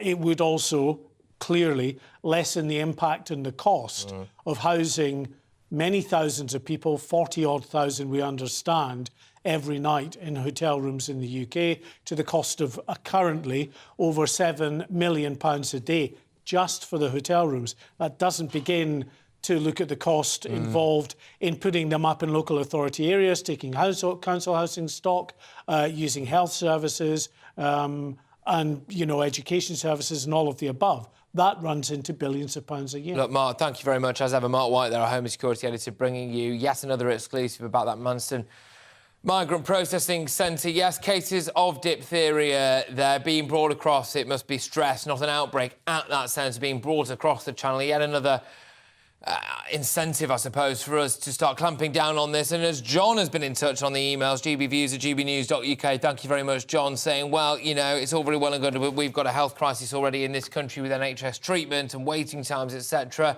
It's amazing how quickly some people can get treated, isn't it? gbviews@gbnews.uk is that inbox, is that email for the inbox. I'm just reading now, right in front of me, actually, some breaking news, apparently. Some news has just come into us. The TSSA union has served notice for strikes in a further 6 train operating companies and Network Rail just hours after meetings with a government minister in the long-running dispute over jobs, pay and conditions. So apparently that was, that's just happened now. We did have Simon Calder there, the Independent's travel editor, on earlier, and the implication was that potentially some of these talks have gone well. Well, alas, maybe not. There we go. But we'll get you the latest on all of that. Anyway, Prime Minister Rishi Sunak's failed in his first electoral test as Prime Minister. That's according to Deputy Labour leader Angela Rayner. She was speaking after the Chester by-election result today, which of course saw Labour win. Her party increased its majority in the constituency to nearly 11,000 votes. Earlier, Sir Keir Starmer said that it was the result of Labour putting forward a positive plan to improve the economy and the country. Just have a listen to this and then we'll get stuck in. Well, look, let's be clear. This was a very, very good result for the Labour Party because what was clear was there was a choice. The Labour Party has been putting forward a positive plan for the future, how we stabilise and grow our economy. So we were putting a positive choice to the electorate in Chester. The government is worn out, tired, has crashed the economy, and the verdict was very, very clearly given. And I think that's a clear message to the Prime Minister, Rishi Sunak, that people are fed up and they want to change. And there's this strong sense now the government has run out of road, run out of ideas, hasn't got a mandate, and it's time for change. Well, there's a lot to unpack there, and here to help us with it is, of course, Chief Pollster, a fantastic political guru and expert. It is Sir John Curtis, Professor of Politics at the University of Strathclyde, a friend of the channel, it must be said, as well. This just come off the back of a People's poll that we've done that we're going to be running later on in the show, which just appears to suggest, anyway, that, yes, people are very, very much up in arms when it comes to the Tories' handling of immigration, but also that potentially a new political party could be well received at the ballot box. So, John, what can people read into this now? Because is this actually a massive kick-in for the Tories, or is this what we would come to expect? 12 and a bit years into Tory rule, it's a by-election, it was Labour anyway, you know. Is this really news, dare I say it, on a news channel? Well, I have to admit I have been slightly surprised at the degree of interest in the result of a by-election in which what's happened is that the opposition parties managed to defend the seat. That, of course, is what usually happens in by-elections when opposition parties are defending the seat. That said, to come back to your original question, rephrase it slightly. Yes, it is perhaps not what we've got used to, but what we've come to expect, given that the Conservatives are 20 points behind in the opinion poll. So I think it's a bit tough on Rishi Sunak to say he's failed his first electoral test, because the truth is he inherited a party that was 30 points behind in the polls. Things are perhaps not quite that bad now, though equally today's People's poll, indeed one or two other polls out today, suggests that the progress that Mr Sunak has made has probably now pretty firmly come to a halt.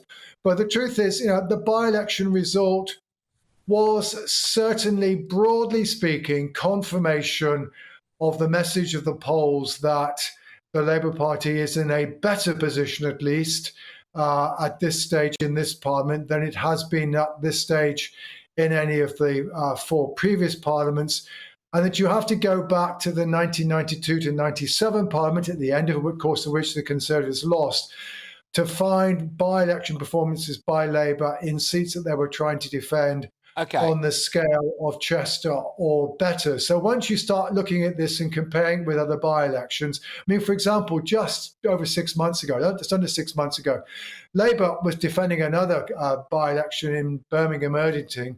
The swing to Labour, 4%. The swing in Chester, 16%. And all the comparisons you can make point in the same direction. Chester is a bigger win for Labour and a bigger loss for the Conservatives than we have tended to be used to in seats Labour were defending.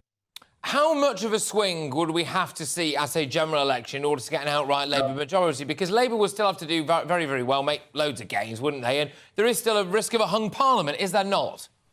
Oh, yeah, you're absolutely right. So if we take the swing in Chester, which is 14%, it's a little bit below that in the national polls. Well, on the current parliamentary boundaries, assuming the geography doesn't, the party support doesn't change, and that's a big assumption, by the way, then Labour needs to be about 12 points ahead.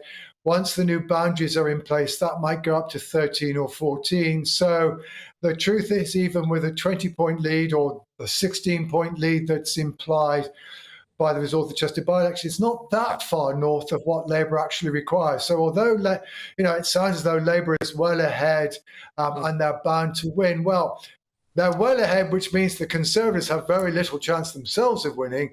But whether or not Labour end up with an overall majority or whether they end up as the largest party in a hung parliament, I mean, that still is very, very much up for grabs during the 2 years that are left. Good stuff. Well, look, thank you very, very much. Sir John Curtis there, Professor of Politics at the University of Strathclyde, picking through the results of that Chester by-election. And yes, all right, it's easy to say the Tories have got a kicking. They did get a bit of a kicking there. And the opinion polls, when it comes to a general election, do not make pretty reading for Rishi Sunak. I'm from near the neck of the woods of Chester, near-ish anyway, and I wanted to just Google, whilst, of course, hanging on every word that John Curtis was saying there. My own thing, there is a bylaw, or there used to be a bylaw in Chester, that you could, if you saw a Welshman walking through the inner city walls after midnight, you were legally allowed to shoot them with a crossbow. And I'm just checking to see whether or not that bylaw is still in place. And no, apparently it is an urban myth, just in case anyone wanted some fun facts about the city of Chester there. Right, you're with me, Patrick Christys. I'm just going to delve into the terrifying world of my inbox quickly, gbviews@gbnews.uk, because I've been asking you to react to, well, loads of stuff, basically. Coming up, yes, you can see we've got the rail strikes, but I'm on the inbox for a moment or two because we've been talking a lot about what's been going on in the channel, but specifically at the Manston Processing Centre. GB News brought to you an exclusive from our very own Mark White, our Home and Security Editor, about the cases of diphtheria. Now, for a very, very long time, people were told, of course, we can't demonise these people coming over, nor would we want to. But the idea about the fact that there are public health and safety concerns should not be controversial. And now we are seeing cases of diphtheria growing, and people have a right, when they're seeing hotels popping up left, right and centre, asylum seeker hotels, to be worried about whether or not local health and safety in their area is going to be a big issue. And a lot of calls talking now for offshore processing centres. Gary's been on, he says, how about housing them on cruise ships anchored offshore?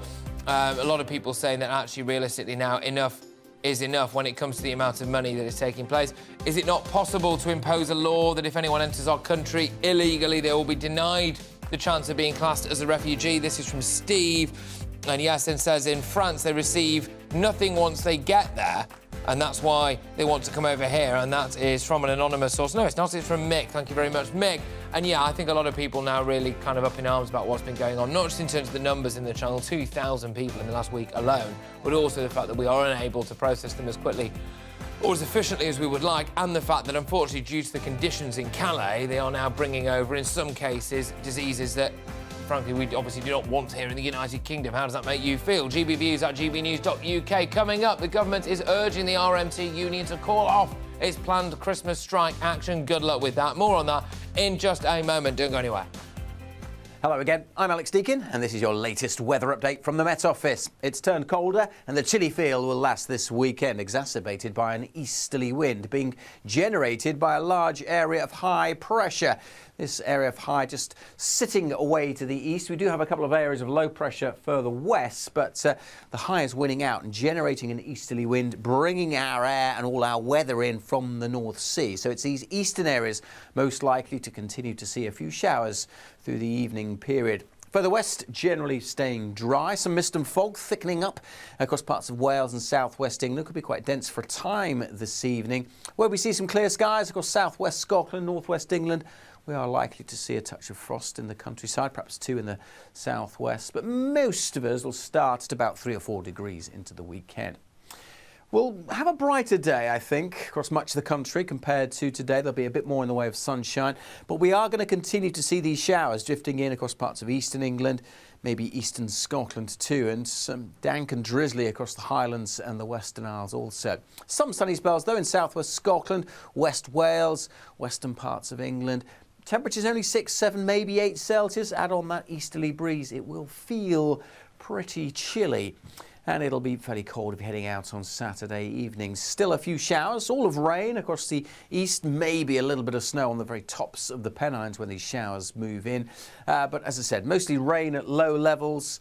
Again, it'll stay fairly cloudy as we head into Sunday. Shouldn't be as foggy as it has been over recent mornings, and generally a dull but dry day in the south, just the odd shower here and there. It's southern parts of Northern Ireland, southern Scotland, northern England, most likely to see the showers on Sunday. Again, a bit of snow as possible on the hills. Again, temperatures really struggling, single figures, and add on that wind, it'll feel even colder.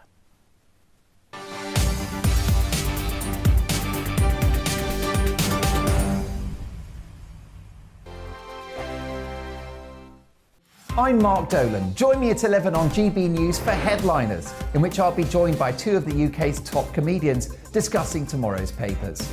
If it's an important story, we'll cover it, but we'll have some fun along the way. Headliners, the late night paper review that won't send you to sleep like the others will. 7 nights a week at 11 p.m. on GB News.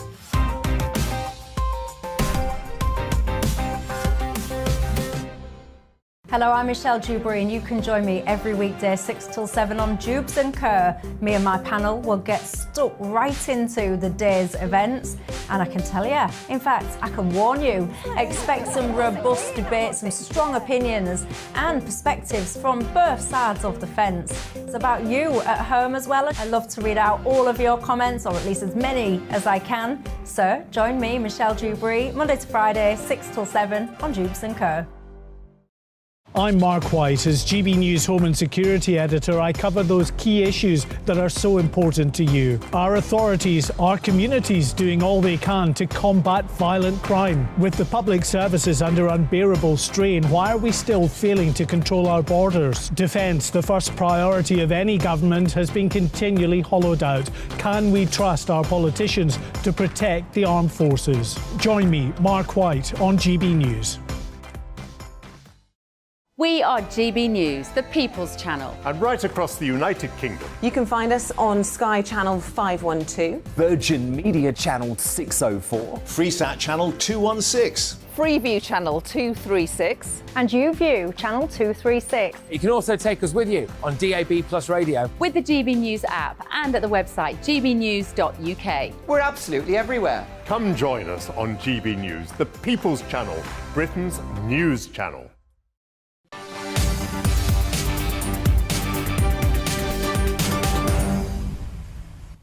Right, some more news in the last hour for you, ladies and gentlemen. The TSSA union has served notice for strikes in a further 6 train operating companies and network. I think basically it's just probably better if you assume you need to drive to wherever you have to get to. That's as the government is urging the RMT union, full of unions, isn't it, to call off its planned Christmas strike action, warning it could cost the economy up to £1.7 billion over the Christmas period.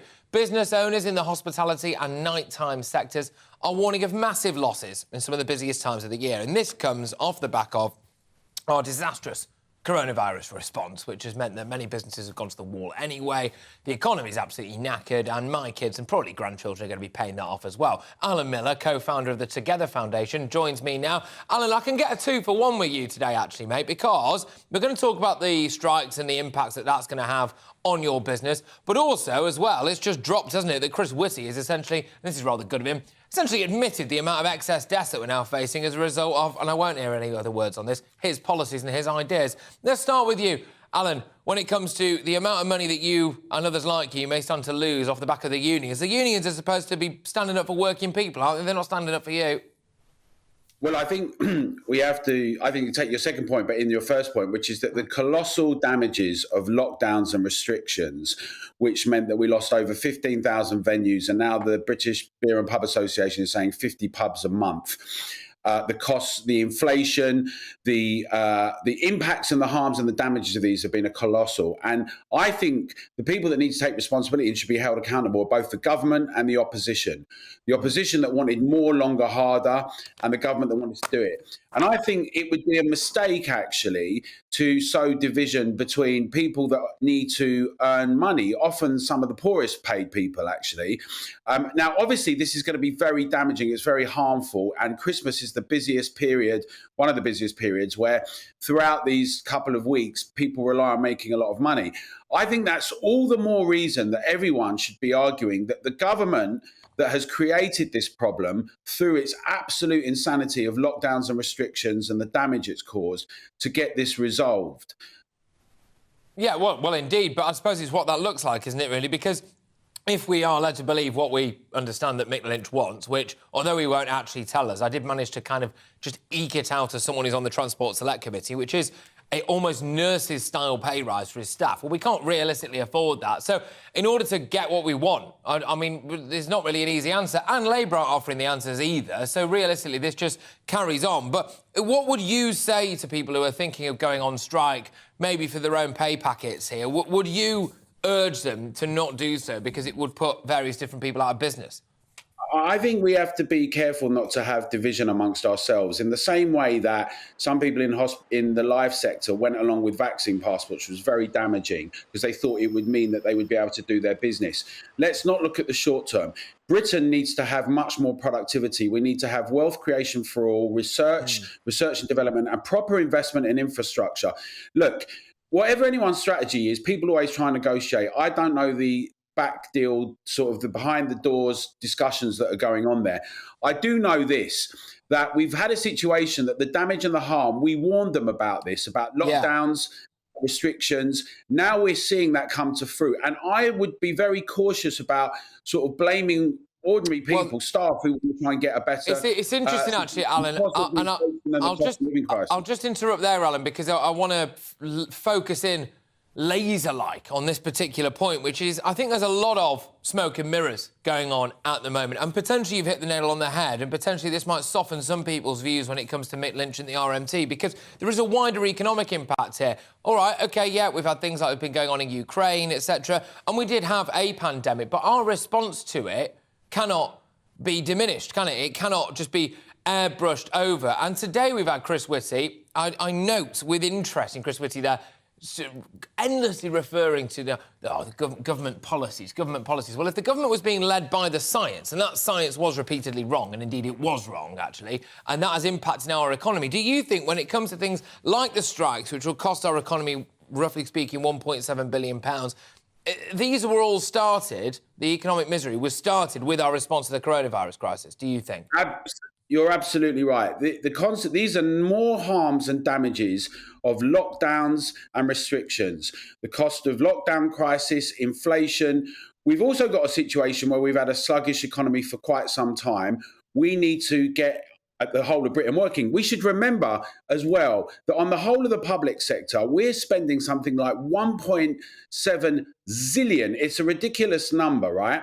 And there's lots of inefficiency, there's lots of bureaucracy, a lot of consultants at the top are getting much more money and frontline staff are not. We need this to be addressed. And I think, frankly, some of the name calling is the problem. And I would definitely say that, I mean, you say the science, Patrick, right? We know that what happened was Boris Johnson handed over responsibility, he outsourced it. It wasn't science per se, it was a set of views and a set of policies. Look, and I do think it's really important that with your viewers and everyone, that the public is able to have their voice together and let their MPs and the government know, right? Because the thing is, it will be all too easy for us all to start fighting amongst ourselves and blaming each other. But actually, the people that need to bear responsibility are both the government and the opposition. No, it's really fascinating, actually, Alan, because in the last couple of weeks alone, I have reported on the fact that it is now a statement of fact that there is at least a very realistic possibility that the coronavirus was started in a lab in China and leaked, and that information was suppressed by the likes of Chris Whitty and Patrick Vallance. That was a news report that was out there. It was not countered with anything at all. That is simply a statement of fact. And that doesn't appear to have been front and centre. We're now looking at, of course, mass economic hardship. I've reported earlier on today, Chris Whitty himself announcing the sheer volumes of excess deaths that are coming as a result of our response to the coronavirus crisis. And yet all of this, it's not massive headline news. Well, we're doing our best to try and make it so. Anyway, Alan Miller, thank you very much, co-founder of the Together Foundation, who just joined me then to discuss the fact that, yes, £1.7 billion potentially an economic hit when it comes to the strikes taking place. You're with me, Patrick Christys, on GB News. Coming up, Prince William and Kate, they're in Boston, Massachusetts in America, but their trip, of course, rather coincidentally, has been overshadowed by another royal race row. I've got very strong views on that, actually. We had the particular lady in question on our channel yesterday. I wouldn't have minded having a little word with them myself, but anyway, Harry and Meghan, of course, have released their new Netflix trailer. We'll be discussing this with our reporter in the USA, our man stateside, Cameron Walker, after your latest headlines.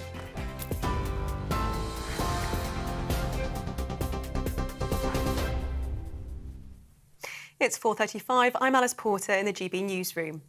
GB News understands health officials are dealing with new cases of diphtheria at Manston Migrant Processing Centre in Kent. The cases were discovered among the more than 2,000 Channel migrants who've arrived on small boats in recent days. GB News has obtained exclusive images from inside Manston, revealing some of the poor conditions migrants are living in. Official sources have told us they believe those testing positive for diphtheria contracted it while living rough in France. Sajid Javid has announced he will not stand again at the next general election. The MP for Bromsgrove was the Health Secretary until July this year, when he stood in the Tory leadership campaign. He's also held other cabinet positions, including Chancellor and Health Secretary. In a letter to the chairman of the Bromsgrove Conservative Association, Mr Javid said serving the government had been the privilege of his life, that he hoped his best was sufficient. Matt Hancock has appeared in the House of Commons introducing the second reading of his dyslexia bill. It's the first time in Parliament since his 3-week stint on ITV's I'm a Celebrity, Get Me Out of Here. It's also a pleasure to be here and to be clean and well fed. The former Health Secretary had the Conservative Party whip removed when it was announced he'd appear on the show. He is currently sitting as the independent MP for West Suffolk. He told Parliament the current approach to dyslexia must change. The UK Health Security Agency has confirmed more young children have died from a Strep A infection. The latest death is of a child from St John's School in Ealing in West London. It's thought 3 others died in the past week, including one child in Surrey and another in Cardiff. Health officials say they've seen a slight rise in cases of the infection, which can cause scarlet fever, though deaths and serious complications are rare. Conspiracy theorist Alex Jones has filed for bankruptcy. Comes less than 2 months after a jury ordered him to pay more than £800 million for spreading lies about the 2012 Sandy Hook mass shooting. Paperwork submitted by Jones to the US bankruptcy court claims he has between £800,000 and £8 million in assets. TV, online and DAB Plus radio, this is GB News. Don't go anywhere. Patrick will be back in just a moment.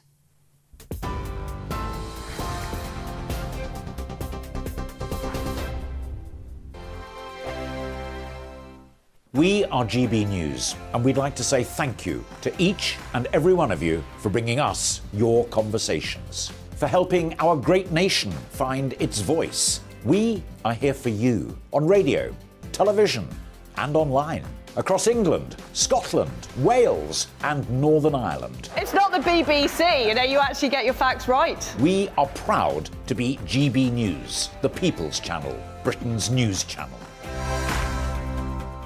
Monday to Thursday, 9 p.m. till 11 p.m. Join me, Dan Wootton. I'll bring you the sharpest takes and hottest debates. Do you not believe in prison? I don't believe in prisons. I'm completely stunned. I guarantee you there'll be no spin, no bias, no censorship. I actually was personally quite offended by it. And no reason to go to bed. So I guess they've always been quite woke. That's Dan Wootton tonight on TV, radio and online. Monday to Thursday from 9 p.m. till 11 p.m. on GB News. The People's Channel, Britain's news channel. Hello there, it's Eamon Holmes here from Breakfast on GB News. We're not just on your television and your screens, We're on DAB plus digital radio, so you can listen to your favourite shows on the move. If you've not yet listened to GB News Radio, it's very simple. We're on your radio player and TuneIn apps, on your smart speaker, phone or tablet, or online at gbnews.uk. Take us with you wherever you go. GB News Radio. You never have to miss a moment of the People's Channel.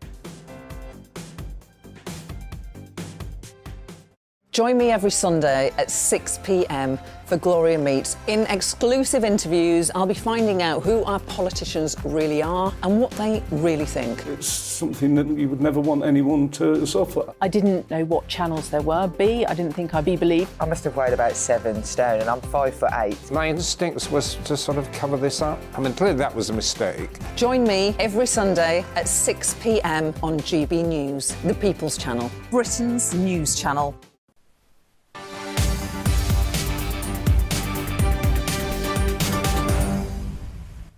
OK, cue very, very moody, dramatic music, because it's time for the GB News People's Poll.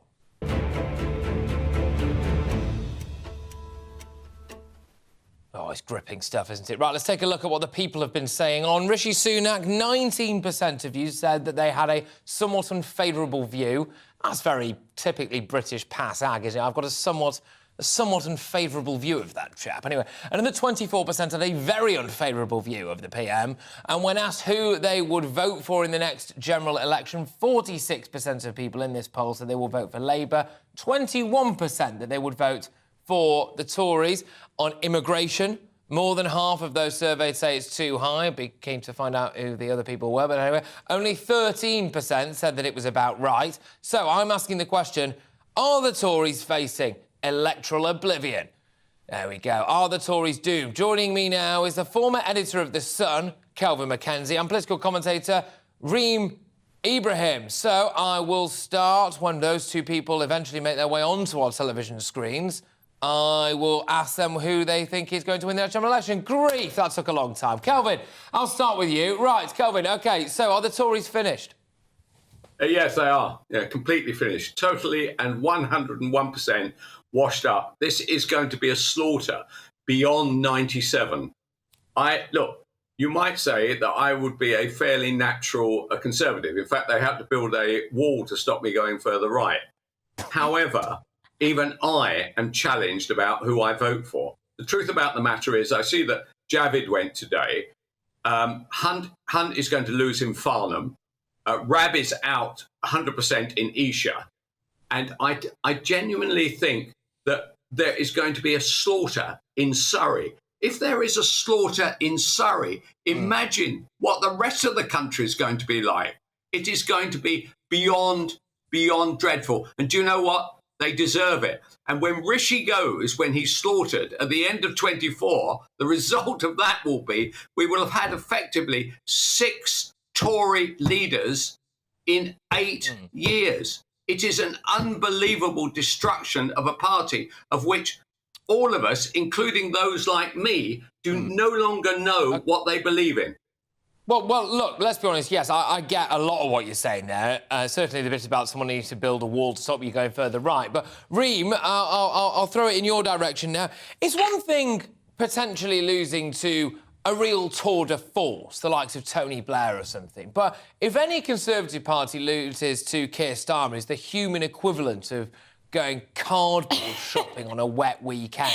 No, I mean, it's grim, isn't it? It is grim, and I think that what we're looking at the moment is sort of oblivion for the next general election for the Conservative Party. But, I mean, I think we sort of tend to get caught up in the hysteria of the polls at the moment. We've still got quite a while till the next general election. The Conservative Party won't be going anywhere so long as we have the first-past-the-post majoritarian electoral system. So whilst we are seeing the heightening the polls of Reform UK and various other sort of more fringe, smaller political parties, actually what that's a reflection of is party members and Conservative voters seeing that the Conservative Party isn't Conservative anymore. Well, it hasn't been for the past 12 years. You'd expect, actually, the past 12 years of Conservative government that the country would have been a bit more Conservative, but it hasn't. So that's what we're seeing the response with. But actually, unless we change the system, well, the Conservative Party will be staying and will be the most dominant right-wing party.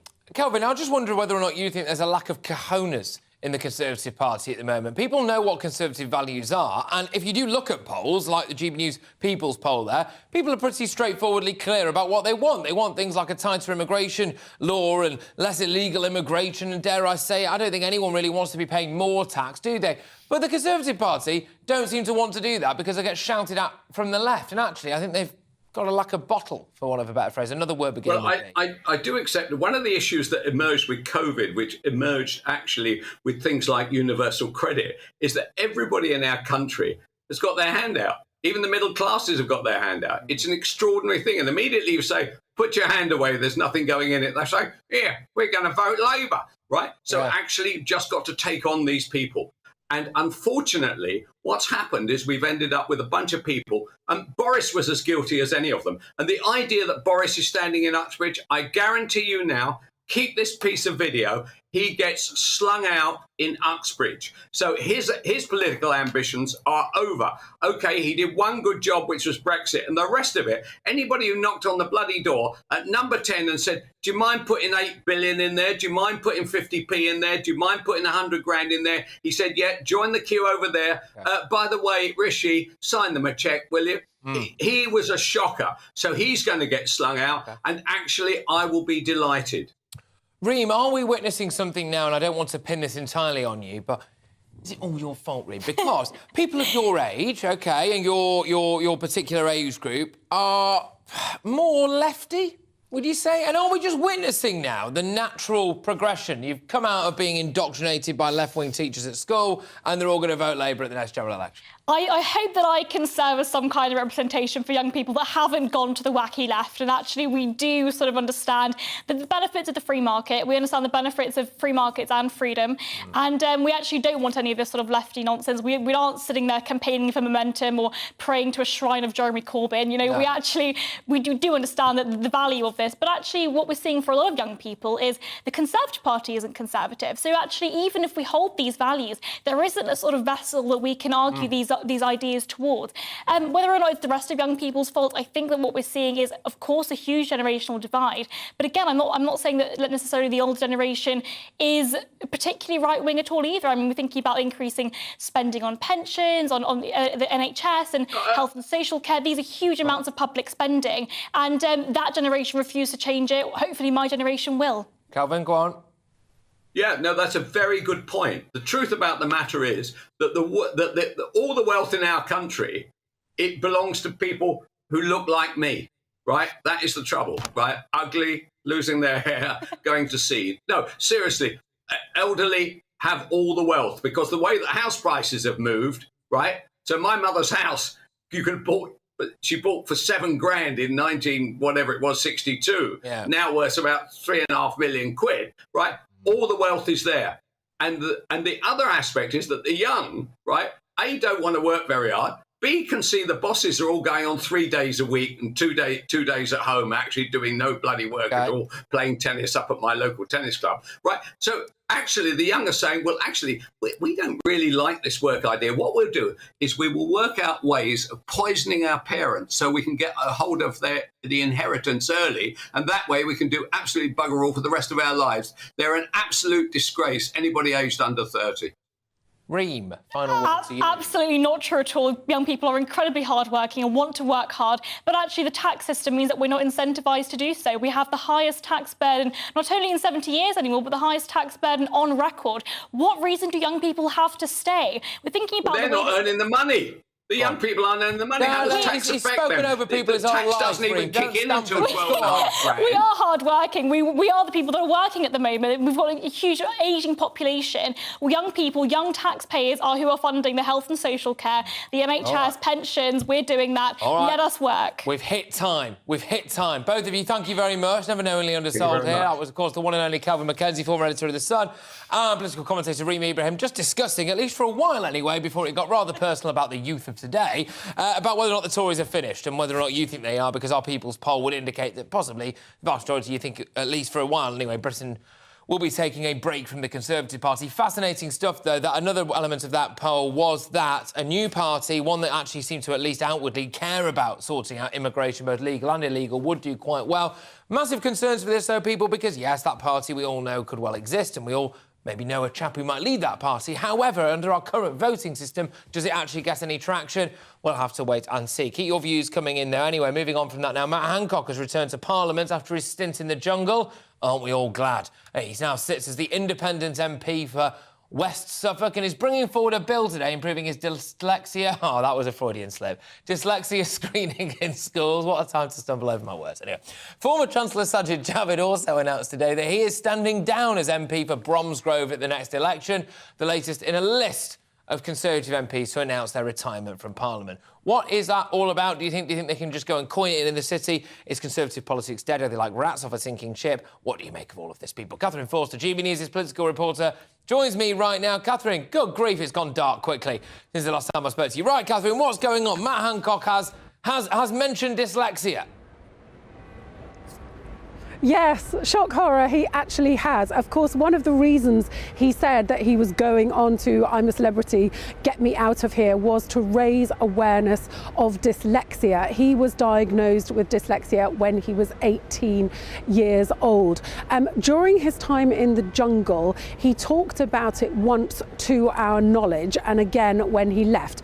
In fairness to him, of course, there will have been lots of conversations that were not televised, but certainly it didn't seem like a priority to him when he was covered in frogs and spiders. But today that is all changed. He's been back in the House of Commons with the second reading of his dyslexia screening and teacher training bill. Now, unfortunately for him, it was actually timed out. It basically didn't have the time to pass to its next stage. So it will have to come back at a later date. But he is very passionate about this because he says that schools should screen all pupils for dyslexia because only 1 in 5 people that have dyslexia actually have it picked up at school, and it can really hold you back quite profoundly in life, whereas if you get the support for it, it can really be life-changing. And look what happened to him. So he is back. He seemed to be on very jolly form, saying that he was grateful to be clean and well fed. The Deputy Speaker had a joke at his expense, saying he was the third bill of the day and he seems to be used to coming third. Of course, he came third in the jungle, which I think would probably be above his expectations when he went in. But we're going to be hearing more of Matt Hancock because his book, The Pandemic Diaries, is about to be published, and it's being serialised in the Daily Mail this weekend, so expect lots of further revelations from Matt Hancock. Well, indeed, and also he earned about 45 grand from SAS Who Dares Wins, and, you know, look, I don't want to give any spoilers. I think this is pretty common knowledge out there now. There are very strong rumours that he won that as well. So the media career for Matt Hancock and what she called Gina Coladangelo, which she sounds like a mob boss, doesn't she? Coladangelo. Anyway, all right, thank you very much. Catherine, great stuff. Catherine Forster there, GBNews' political reporter, joining us from Westminster. Anyway, the Prince and Princess of Wales' visit to Boston, Massachusetts for the Earthshot Prize has been overshadowed by another royal race row, classic.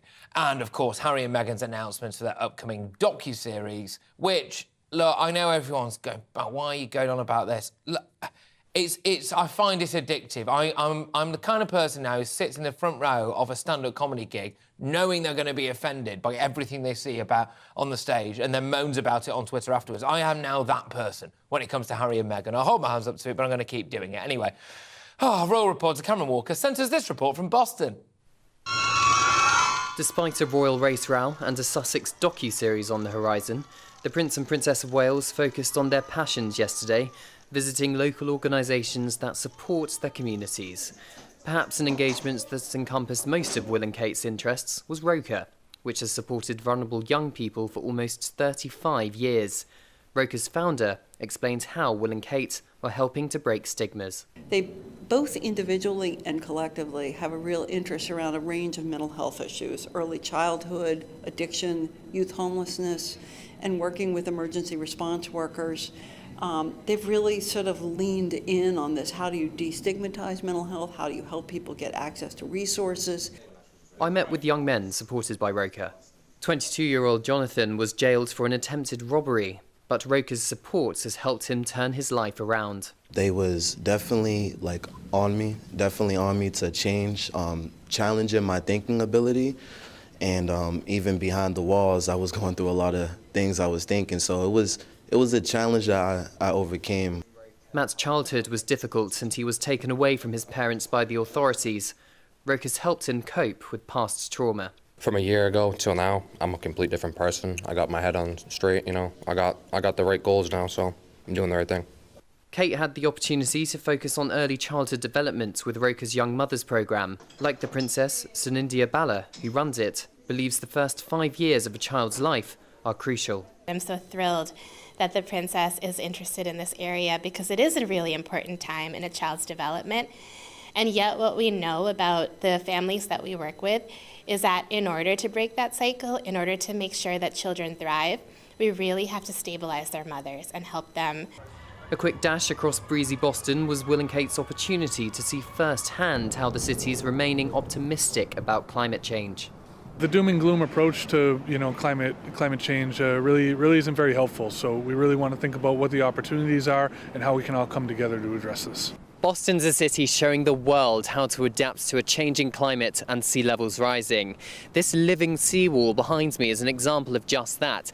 It not only protects the homes behind it, but also absorbs the carbon dioxide in the atmosphere. Will and Kate have learnt all about it. Today, Hollywood A-listers joined the Prince and Princess on the recycled green carpet for the Earthshot Prize. Prince William uses his global platform to help others. Others appear to use theirs to talk about themselves. Cameron Walker, GB News, Boston. Yeah, Cameron Walker joins me now from Boston. Look, thank you very much, Cameron. I think it's important we're doing our best here to not let all of this stuff be overshadowed by what's going on. But look, we've highlighted the Earthshot Prize there, which is, of course, the reason why William and Kate are over there, but it has been overshadowed, and I must say I cannot believe the unbelievably easy ride that this Ngozi Fulani has been given on pretty much every single media outlet, really, unfortunately, in this country. Absolutely no pushback whatsoever, and indeed some rather. Anyway, I better watch my tongue on this one. But has it had an impact over there, Cameron? Has it had an impact? What's the latest with this royal race route? Yeah, I think it has actually had an impact, Patrick, because it has completely overshadowed the last 2 days of Prince William and Princess Catherine's visits to the United States. As you said, the first problem was when Ngozi Fulani accused the late Queen's former Lady-in-Waiting, Lady Susan Hussey, of questioning where she came from. Then we had the release of Prince Harry and Meghan Markle's documentary series trailer, and we have to question the timing there. I think the cynic in me would say it was deliberately timed to coincide with this tour of William and Catherine in Boston, which clearly has overshadowed Prince William's Earthshot Prize once again. But nonetheless, Team Wales are very much remaining focused on Prince William and Princess Catherine's visit here and Earthshot. And here at the JFK Library and Museum, they are expected to meet President Joe Biden at some point this afternoon. Prince William's also going to be meeting John F. Kennedy's daughter, Caroline Kennedy, who's just entered the building actually in the last 10 minutes or so. Now, what inspired Prince William to start this Earthshot Prize was JFK's moonshots, trying to aim to put a man on the moon by the end of the decade, and Prince William wants to essentially solve climate change by the end of the decade, or at least start the process of solving climate change. So I think William and Catherine's team are very much hoping that today's narrative is about Earthshot and his meeting with Biden rather than Harry and Meghan and the race route. But it's never too packed. Patrick, we've seen the front pages this morning, haven't we? It's still very much bubbling under the surface. Yeah, it is. Cameron, thank you very much. Cameron Walker there, our royal correspondent, joining us, royal reporter, I should say, joining us from Boston with the latest there. Yes, I mean, regarding this Ngozi Fulani situation, everyone will have their own take on it. And I think it's important as well that we do have to wait a little bit for potentially the full facts to come out. If indeed there is audio reporting of the incident that took place there, it's important not to jump the gun, but certainly more than a few suspicions being raised about the nature of this particular lady's complaints about the royal family. Was it indeed just a bit of a setup all along from somebody who, frankly, has never really liked our royal family anyway? I strongly suspect that it absolutely was, and the things that I want to say about this, of course, I cannot. But anyway, you're with me, Patrick Christys, right here on GB News. I've got loads more coming your way. GBViews at gbnews.uk, not least, of course, what we're going to be seeing coming your way in the channel and possibly to a hotel near you very, very shortly. Stay tuned.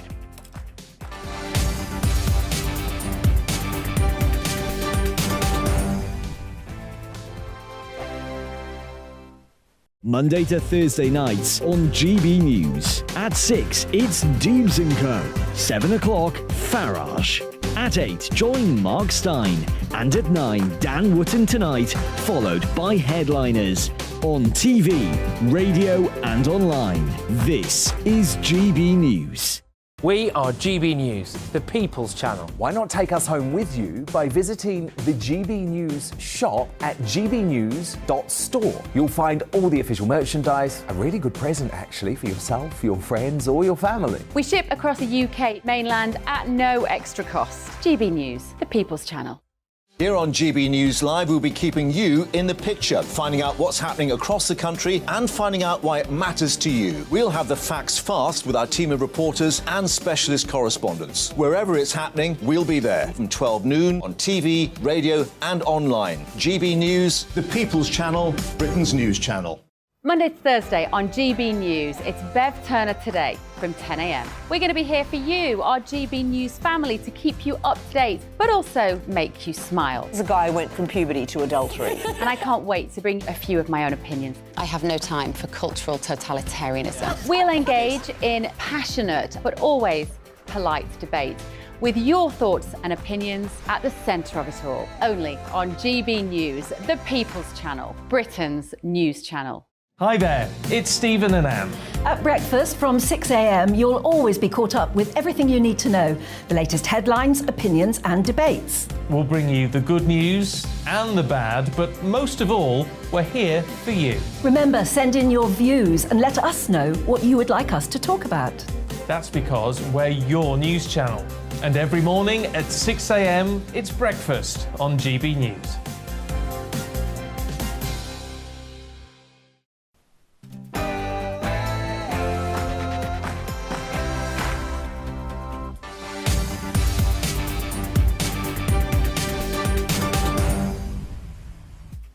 Ladies and gentlemen, it is just gone 5 o'clock, which means it is a Friday after all. You can tell your boss to do one now. Just sit back and watch the TV. You've worked hard all week. Just stay locked in to me. We're going to be talking all about the latest exclusive news to come out of the RAF Manston Migrant Processing Centre, which is that there are shockingly high cases of diphtheria. How do you feel? Do you think the Home Office is playing fast and loose when it comes to protecting your public health and safety? Not least because we are constantly hearing about the amount of these people not just coming over the channel, but being rapidly moved to a hotel near you. We're also asking whether or not you think the Conservative Party is finished. We've done a GB News People's Poll, and plenty of you think that a new party is needed, one that actually cares about immigration. We've got the latest on the rail strikes, we've got all of that coming your way, and much, much more. What's not to love? Oh, and of course, as well, we're going to be getting your views on a massive story, which is Chris Whitty and co. I know, I thought we'd heard the last from him as well. I kind of hoped that we had, but no, Chris Whitty's back. Whitty's back with a bang. And he's kind of admitting, isn't he, that the coronavirus policies that he helped put in place are resulting in a shockingly high and prolonged number of excess deaths, left, right and centre, right across the country in pretty much every single area of our lives. Will it end up being the case that our response to the coronavirus has cost more lives than the coronavirus itself? I've been saying it for a while. I hate to say it, but I think I was right. GBViews at gbnews.uk, but right now, it's your headlines.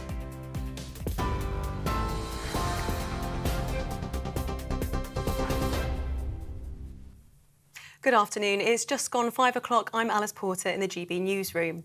In breaking news, the UK Health Security Agency has confirmed that 5 young children have now died from a Strep A infection.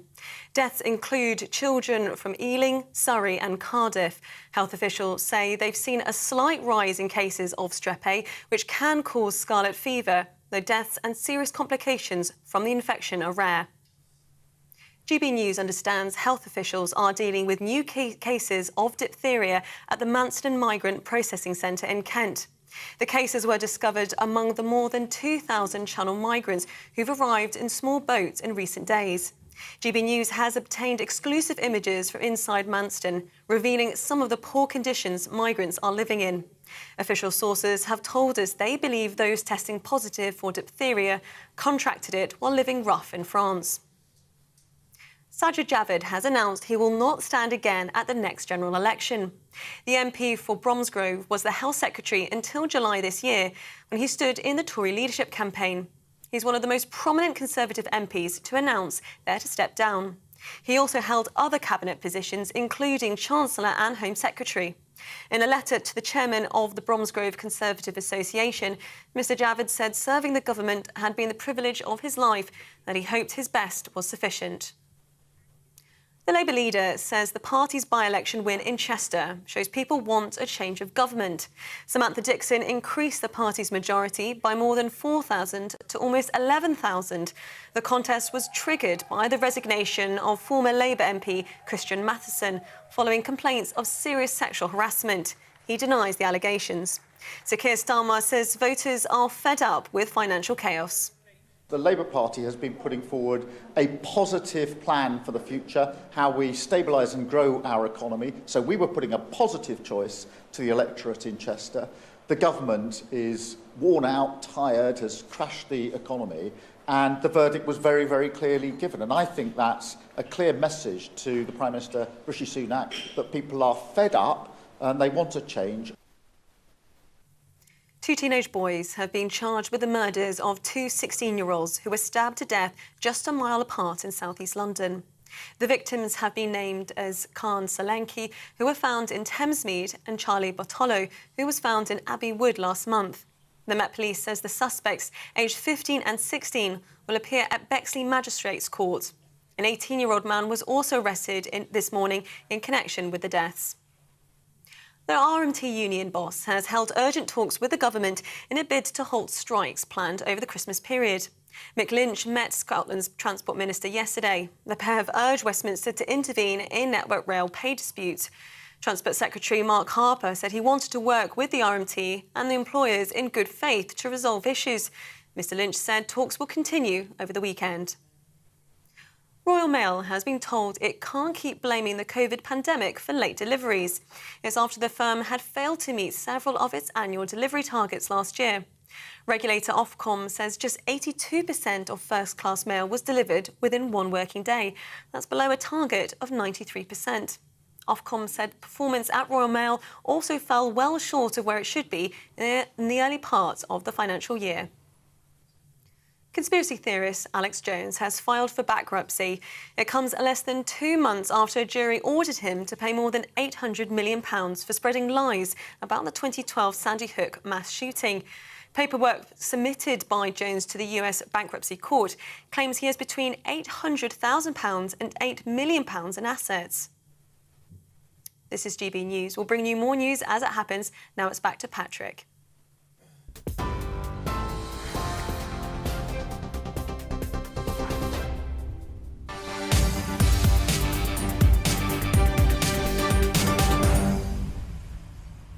OK, ladies and gentlemen, it has just gone 5:05. You're with me, Patrick Christys, and we're going to rattle you through the next hour of news. Like I've said, basically your Friday evening, and in a way, your weekend starts now. So put the work to one side, close your laptop, turn your telly on, and just watch me. Health officials are dealing with new massive numbers. Anyway, when it comes to diphtheria at the Manston Migrant Processing Centre in Kent, GB News has learned that exclusively, not just there, but of course in Calais as well.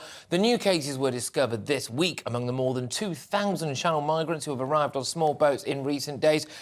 Concerns from members of the public anyway about these people essentially being allowed out and about into the community. We'll bring you the latest on that, how concerned or otherwise you need to be. And to bring you all of the lowdown is our Home and Security Editor, Mark White, with, by the way, exclusive images from inside that Manston Processing Centre, something that I think, in a weird way, we've all wanted to see for quite a long time. Mark, what's the latest? Yeah, well, these images, first of all, given to us by a third party. We understand that they were shot by migrants within that facility, and they were shot today, these images, inside one of the big marquees that they have there. You can see the mats. For our radio listeners, just describing dozens of migrants who got, some of them, blankets around their shoulders. There are mats on the floor. They're being distributed to the various people inside there. And they're laid out inside these marquees because clearly when they sleep on the floor and they sleep right next to each other. And that is one of the issues around potential for health concerns, the spreading of any contagion that someone may have. And we know, Patrick, that there is a diphtheria issue that has been reported again at Manston with at least 6 individuals, we're told, that have tested positive for diphtheria.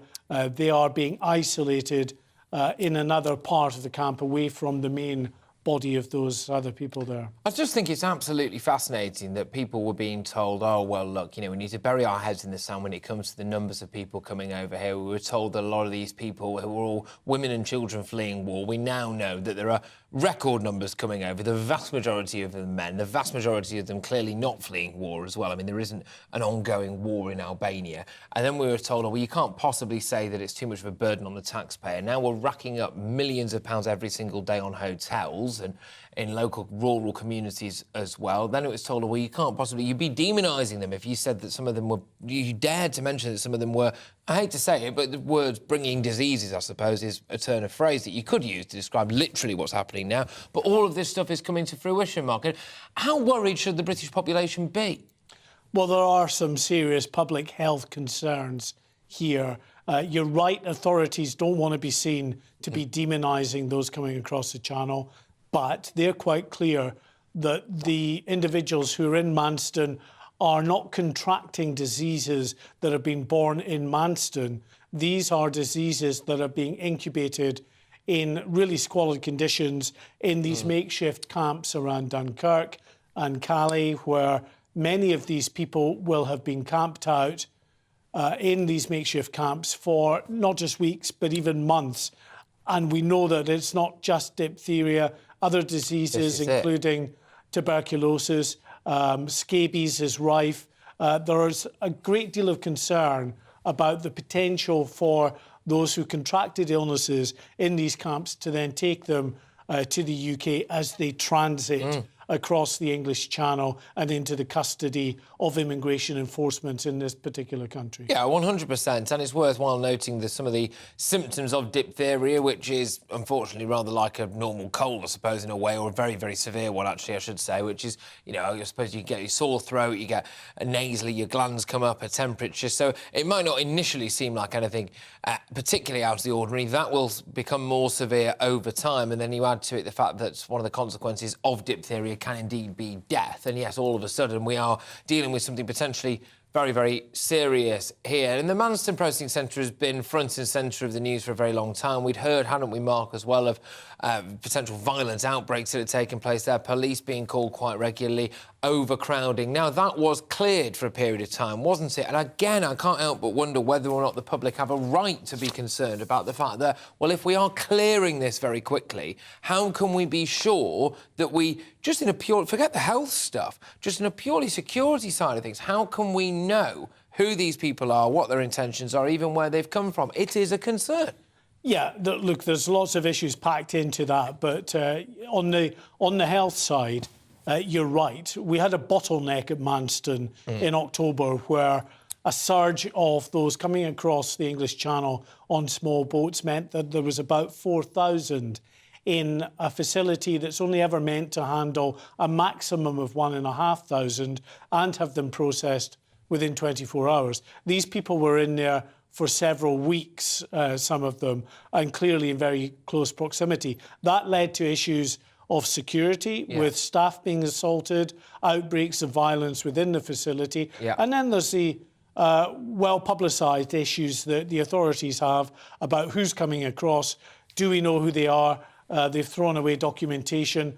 How soon can you properly get a handle on the potential threat that an individual poses to the UK? If you are in an expedited process of trying to get them through Manston as quickly as possible, are you really affording the proper time that it is required for those security checks, for those health checks, for those well-being checks, before then individuals are farmed out to these hundreds of hotels right across the country? And that's one of the big issues and big concerns that people have. 100%, absolutely. We're in the middle of a cost of living crisis, and it, now more so than ever, just seems increasingly insane to me that you've got this kind of hashtag refugees welcome brigade, who I understand, yes, we do want to welcome refugees, and indeed we have done it in massive numbers when it comes to Ukraine, when it comes to Afghanistan, when it comes to people fleeing war for many, many years, if not decades. But then you look at the security issues that potentially could be faced. You look at the cultural issues that potentially could be faced as well. You now look at the health issues and you look at the financial resources that are being devoted here.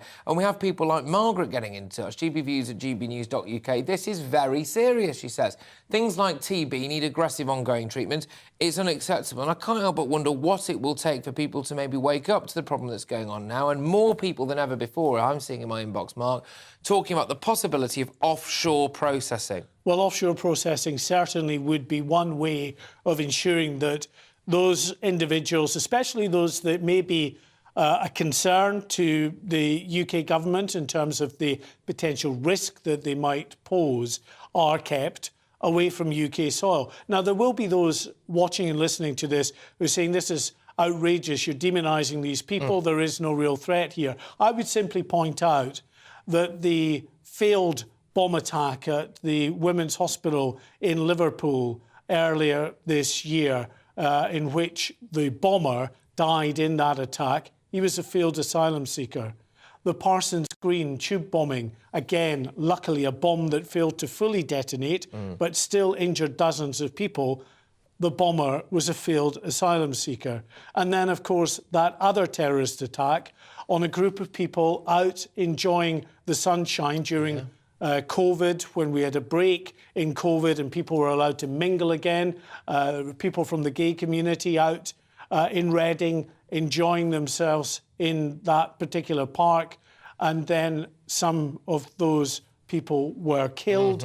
That individual who was responsible for that knife attack was a failed asylum seeker. So it is a very real concern that the authorities have about the potential for those who've not been properly vetted. We don't know what the background is. They're told by the people smugglers to throw their passports and other documentation away. There is a real unknown there, which is of concern, understandably, to the authorities. It's not just a makey-up scare story. Not at all. There are real concerns. Massive security concerns, not least because of the very, very personal examples that you have just outlined there, Mark, and something that should be more at the forefront of people's minds. We've now got health concerns. We have concerns in the midst of a cost of living crisis about our financial resources. There are, I'm sorry, but there are big cultural issues possibly as well when it comes to all of that.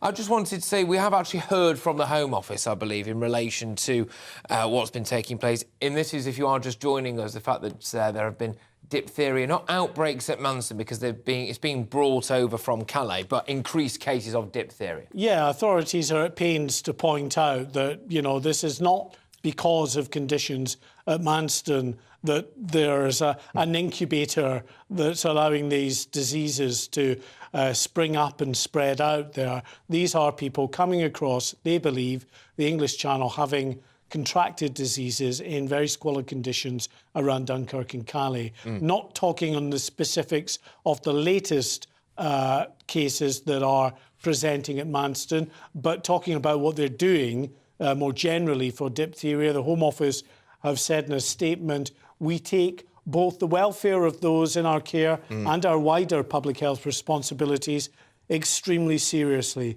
Full procedures, including treatment with antibiotics and isolation processes, have been followed in accordance with UK Health and Security Agency advice. And it's worth reiterating that point in terms of isolation. These people that have tested positive are being isolated. They won't be allowed to mingle again with the rest of the individuals at Manston or indeed the wider community in the UK until they are asymptomatic, no longer posing any health risk. Mark, thank you very much, as ever. Mark White, there, our Home and Security Editor, bringing us yet another stellar exclusive on what's been going on at the Manston Processing Centre. Yes, we are just joining us, outbreaks in a way of diphtheria, I should be saying. I just wanted to emphasise something there again, which is that we're highlighting this issue. We've been highlighting the issue when it comes to channel crossings for a very, very long time now, and it's something that I certainly don't shy away from. And yes, it's uncomfortable to talk about some of these things sometimes. It's uncomfortable to mention the fact that there are diseases being brought over across the channel from some of these people, by some of these people, and the very real, genuine concern that we have when it comes to whether or not these could get out and about into the local community.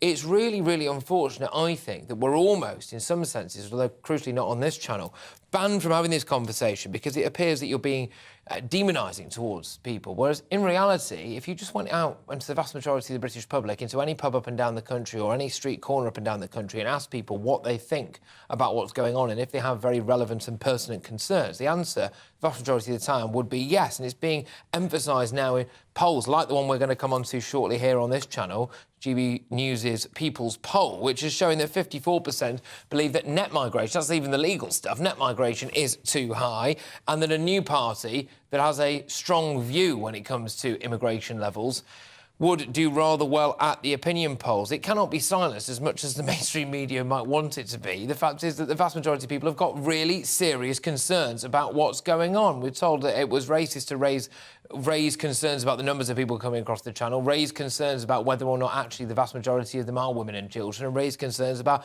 whether or not a lot of them are in good health. But all of this time, we keep being proved right to have concerns about this stuff. But we're moving away from that now. The Rail Minister, Hugh Merriman, met with the RMT General Secretary Mick Lynch earlier to try and negotiate an end to the December strikes. But this afternoon, the TSSA union announced more strikes in a further 6 train operating companies. And that is in light of warnings that the action will cost the economy, get this, £1.7 billion, more than £1.7 billion.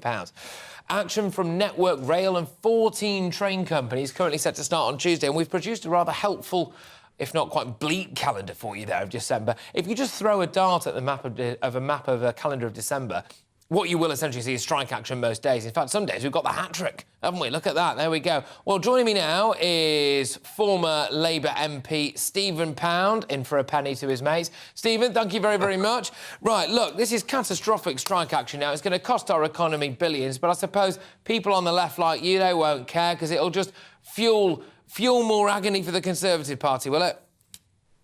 Absolutely not, Patrick. Yeah, you are such a provocative so-and-so. Look, the RMT has a different agenda to most of us in sort of mainstream patriotic Labour.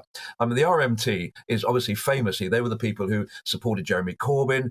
They wanted to leave the European Union. They were massive Brexiteers. They are the trade union personification of Millwall Football Club. In that, nobody likes us and we don't care. And they're missing a perfect opportunity here to actually get the whole of the country on their side, to move away from, Mick Lynch, the Grinch, and say, look, in the interest of the economy, in the interest of Christmas, in the interest of decent family time, we're going to call off this action over Christmas. It won't cost them anything because they can switch it back on again in the new year if they want to, but it would certainly get them some support. But and that's for the TSSA. I understand they've got their issues with Manny Cortez, their General Secretary, I think, has just been defenestrated. But look, the TSSA and the RMT work together. Wouldn't it be a wonderful opportunity for them to say, look, but this is a fascinating in the point. interest of the economy, we're going to actually sit on our hands for the next couple of months. Yeah, actually, and potentially now this is playing into Rishi Sunak's hands. I was chatting with someone, an economist, earlier on today, actually, and I said, well, hang on a minute, with the cost of living crisis going, so you hate to say this, by the way, but we are where we are economically, and a lot of people's personal finances, well, quite possibly including my own, actually, are in a total hot mess at the minute. But when you look at the fact that people haven't got a huge amount of spare cash at the moment, how long can they afford to go on strike for, especially if they haven't got public will behind them, so there's nothing driving them there. They do look like the Grinch, as you've said, potentially by deliberately not calling off a strike, one of the first COVID-free Christmases pretty much we've had for quite a long time. Rishi Sunak now maybe is buoyed by this. He goes, I'm going to wait this one out. Well, there's a couple of things here. Firstly, the RMT, I don't know so much about the TSSA. The RMT have got a very, very big war chest. They've got a lot of money stashed up. Most of their members are pretty well paid, and, fair play to them. I'd like everybody to be well paid. So they've got a pretty big war chest. There's not a huge issue for them.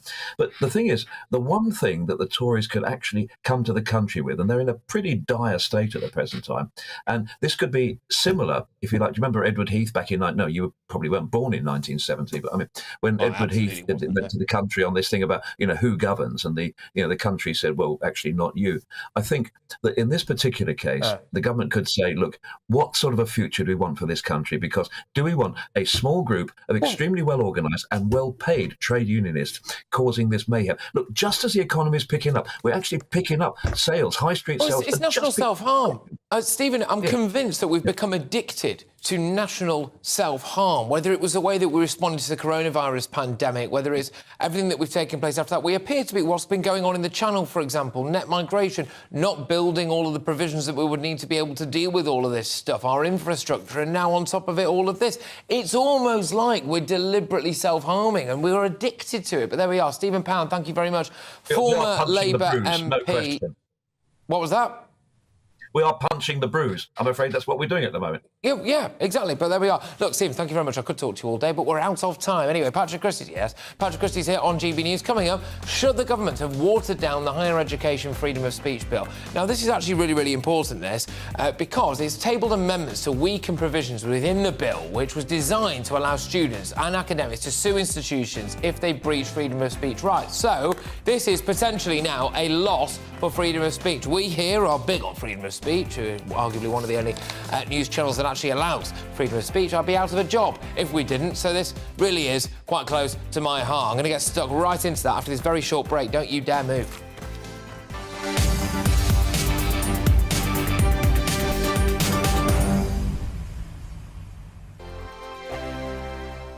Every morning from 6 o'clock, we'll wake you up with GB News Breakfast with all the stories you didn't know from the night before. So whether it's serious news, entertainment, or your own views from all over our great nation, we're here to kick off your day with a smile. And the national media should be reflecting and reporting what's happening here. You will notice the northwestern accents. Whether you're with us on TV, radio, or online, every morning, it's breakfast from 6 a.m. Hope you can join us. We are GB News, right across the nation. You can get us on television, on radio, on digital. We're absolutely everywhere. Amazing! You see, amazing! You remind me of me in the European Parliament. But here's the most important bit. We are not part of the mainstream establishment. We think and speak just like you do. We are the People's Channel. Magnificent. That's really, really thoughtful. Come and join us on GB News, the People's News Channel.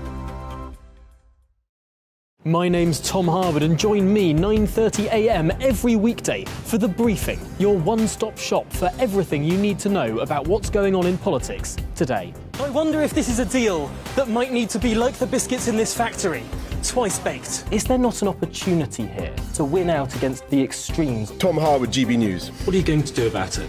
Things should have been done differently, and they certainly are being done differently. Don't miss it. The Briefing with me, Tom Harwood, 9:30 Monday to Friday on GB News. Join me, Nana Akua, Saturday and Sunday afternoons on GB News. Expect fiery debate and passionate discussion as me and my panel tackle some of the biggest topics hitting the headlines.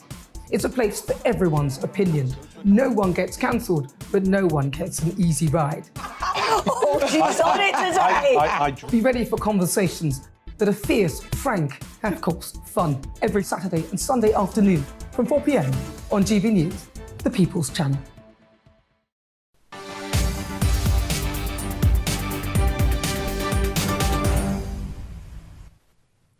Well, the government has tabled amendments to water down the Higher Education Freedom of Speech Bill, which previously was going to allow both academics and students to sue institutions for breaching their free speech rights. Now, this comes as Tory peers have argued this would cause universities to face diabolical costs in fines. I would argue the other way around, actually, frankly, because all too often people who want to go and speak their mind appear to be banned from speaking at universities, and potentially it's actually students who may be doing more of the suing. But there we go. However, Tory Equalities Minister Kemi Badenoch is unhappy about the attempts to water down provisions within the bill, which may weaken free speech on campus. So is the government right to try to water down these provisions? Here, talks to me about this, is reader in philosophy at the University of Cambridge and a fan favourite here on GB News. It's Arif Ahmed. Arif, thank you very much. Great to chat to you again. Now, I'm concerned that free speech is already dead, frankly, in universities. You've got a load of sopping wet lefties with bright pink hair and a rainbow flag on them, and they don't let anyone else have an opinion anywhere. I think the problem, actually, they've always been students who want to shut people down, but that's not so much the problem. I think the problem is really university leaders and university administrators who are not probably doing their job. And their job should be that when there's protest, you say, fine, you can have a protest, but you're not stopping someone from speaking, and the speech and the talk goes ahead. So what was so good about the bill until this recent event was that it created the right incentives for university leaders that they couldn't let these things be shut down. Because then they risk being sued. Now that may not happen.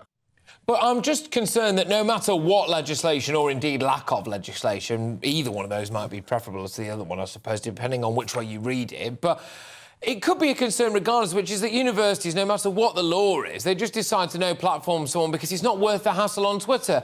Regardless of whether or not there's actually a law in place, they might just go, anyone can get cancelled these days just because of a couple of mean tweets. Yeah, I suppose it depends what you think the incentives are. If there are strong financial incentives, if they're going to lose, millions of pounds in the courts, then I think that is a big incentive, and that could help. Nothing's going to be perfect, and the bill by itself wouldn't be the ultimate solution. There've got to be cultural solutions as well. But I think it will create the right sort of incentives. That's why it's especially disappointing that we're losing the statutory tort, or rather, we're losing the kind of statutory tort that the bill would have put in place prior to these amendments. But now then, is there a fine line here when it comes to freedom of speech? Because I don't think anyone has a right to not be offended. I don't want to live in a world where people aren't offended and that there's some kind of law against that. But where is the line when it comes to freedom of speech? Kanye West, for example, I will obviously not repeat what everyone I'm sure has seen him say about a particular former leader of Germany. I would argue that there shouldn't be any problem with banning that stuff, but it's a fine line, isn't it? Yeah, I think one useful way to draw the line is between restrictions on content and regulation of what they call time, place and manner. So there are ways in which you can express ideas, for instance, that are obviously harassing and abusive, creating an intolerant atmosphere. Those things are already against the law. But when it comes to an idea, perhaps there should be, only a very limited range of ideas that just can't be discussed at all, because pretty much any idea, I think, should be open for discussion in the right manner, which means in a civil and courteous manner. So we already have laws which restrict, for instance, certain kinds of speech, but it's not the place of the university, I think, to restrict speech more than the law already does. Now, I can't help but notice you are obviously a professor of philosophy at the University of Cambridge. You've got a brain the size of a planet, and I want to delve into your infinite pool of wisdom here, because it relates to a lot of the things that I regularly talk about here on this show, a lot of the topics that I regularly cover, where I can't help but feel as though we're being asked to suspend logic, rationality, things we can see before our eyes, and discussions about trans issues and what is a man and what is a woman, and things that we can see taking place, cultural changes in the country, things that we can see taking place in the Channel, for example. And there appears to me to be an ever-increasing number of people, especially young people, who are willing now to just suspend logic. Are you seeing that in universities? Is there something in that? It's almost Orwellian, isn't it? I think one thing I'm seeing that's really striking in universities for students and staff and academics is the number of people I've spoken to who feel like you, who've been in seminars or classes where they just think everyone else has gone crazy because everyone else is completely certain about something, that you can't say this, we can't say that, or, about J.K. Rowling or whatever the issue is.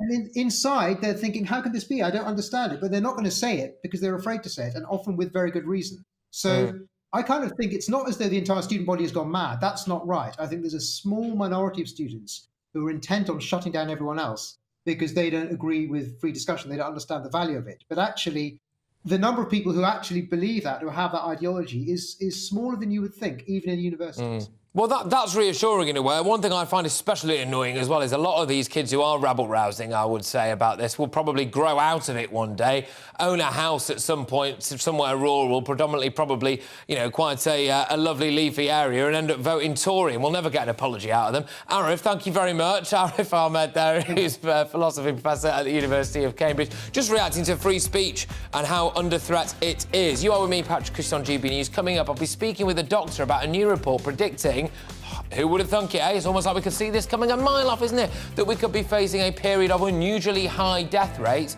partly due to people being too scared to visit the NHS during the pandemic. Now, that is according to, in my view, the people who scared them. Chris Whitty and Sir Patrick Vallance. We will discuss all of that next. I am absolutely fuming about this. Get your views coming in. GBViews at gbnews.uk. A lot of people, by the way, it's important for me to say, a lot of you disagree with me on this and you think that Chris Whitty's an absolute saint. To that, I would just point to the excess death figures. Now it's the headlines.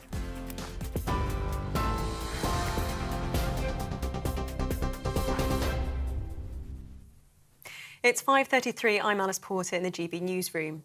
It's been confirmed that 6 young children in the UK have now died from a Strep A infection.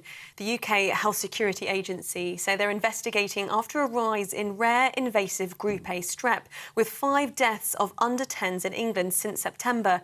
A child also died in Wales last week. Health officials say they've seen a slight rise in cases of Strep A, which can cause scarlet fever, though deaths and serious complications from the infection are rare. GB News understands health officials are dealing with new cases of diphtheria at Manston Migrant Processing Centre in Kent. The cases were discovered among the more than 2,000 Channel migrants who've arrived on small boats in recent days. GB News has obtained exclusive images from inside Manston, revealing some of the poor conditions migrants are living in. Official sources have told us they believe those testing positive for diphtheria contracted it while living rough in France. Sajid Javid has announced he will not stand again at the next general election. The MP for Bromsgrove was the Health Secretary until July this year, when he stood in the Tory leadership campaign. He's also held other cabinet positions, including Chancellor and Home Secretary. In a letter to the chairman of the Bromsgrove Conservative Association, Mr Javid said serving the government had been the privilege of his life and that he hoped his best was sufficient. Matt Hancock has appeared in the House of Commons introducing the second reading of his dyslexia bill. It's his first time in Parliament since his 3-week stint on ITV's I'm a Celebrity, Get Me Out of Here. It's also a pleasure to be here and to be clean and well fed. The former Health Secretary had the Conservative Party whip removed when it was announced he'd appear on the show. He's currently sitting as the independent MP for West Suffolk. He told Parliament the current approach to dyslexia must change. Conspiracy theorist Alex Jones has filed for bankruptcy. It comes less than 2 months after a jury ordered him to pay more than £800 million for spreading lies about the 2012 Sandy Hook mass shooting. Chapter 11 paperwork submitted to the US bankruptcy court claims Jones has between £800,000 and £8 million in assets. TV, online and DAB plus radio, this is GB News. Don't go anywhere, Patrick will be back in just a moment.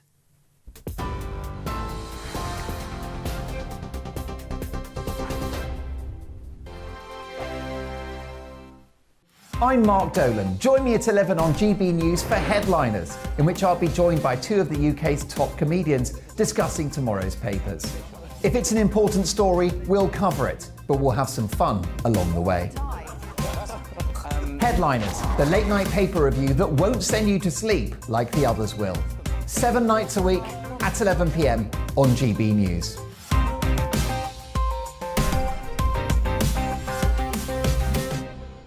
Hello, I'm Michelle Dewberry and you can join me every weekday 6 till 7 on Jubes and Kerr. Me and my panel will get stuck right into the day's events and I can tell you, in fact, I can warn you, expect some robust debates, some strong opinions and perspectives from both sides of the fence. It's about you at home as well. I love to read out all of your comments, or at least as many as I can. So join me, Michelle Dewberry, Monday to Friday, 6 till 7 on Jubes and Kerr. I'm Mark White. As GB News Home and Security Editor, I cover those key issues that are so important to you. Our authorities, our communities doing all they can to combat violent crime. With the public services under unbearable strain, why are we still failing to control our borders? Defence, the first priority of any government, has been continually hollowed out. Can we trust our politicians to protect the armed forces? Join me, Mark White, on GB News. We are GB News, the People's Channel. And right across the United Kingdom. You can find us on Sky Channel 512. Virgin Media Channel 604. Freesat Channel 216. Freeview Channel 236. And YouView Channel 236. You can also take us with you on DAB plus radio. With the GB News app and at the website gbnews.uk. We're absolutely everywhere. Come join us on GB News, the People's Channel, Britain's news channel.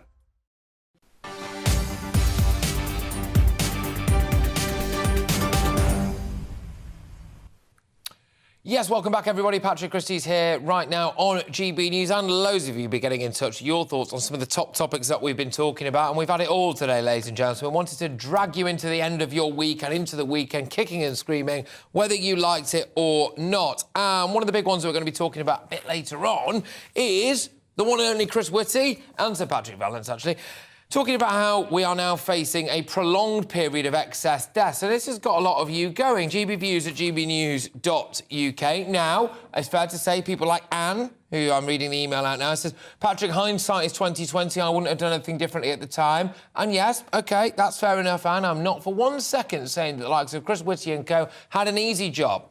But what I don't like now is it would appear to me, anyway, a complete lack of self-awareness from Whitty and co when it comes to some of the problems that they have inflicted on us. I'm just going to read out now. The fact is that we now have a shocking number of excess deaths. And I just wanted to say, because I've got some facts and figures in front of me here, which is that there are hundreds of people dying from cancer, more people than died before the pandemic happened. And that is, as far as we're aware, because hundreds of thousands of fewer people went to go and get themselves checked and get lumps and bumps checked and all of that stuff. We're also seeing a massive increase in diabetes deaths, heart conditions death. 1/4 of children who were growing up in their formative years during lockdown, they have apparently, according to figures, that's 1/4, developed mental health issues. We've got a backlog of 7.1 million patients. And GPs now, supposedly anyway, are going to vote to just work 9 to 5. It all doesn't quite add up as far as I'm concerned here. And the big thing that Chris Whitty has said, and this is where the lack of self-awareness comes in as far as I'm concerned, the big thing that he said is, well, a lot of this is that people weren't presenting themselves to GPs. So it's pinning it on the public. It's pinning it on members of the public. You didn't go and present yourself to a doctor.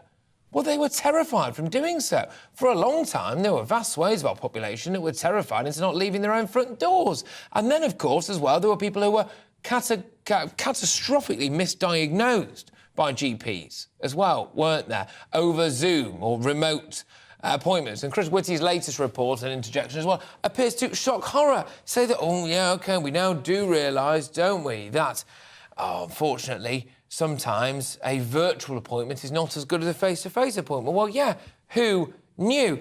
And get this now, and this has just dropped. This has just dropped. It's a report from PA, and it says, I'll just read the headline to you now. We've been reporting here on GB News about Strep A, haven't we? String of child deaths as a result of Strep A.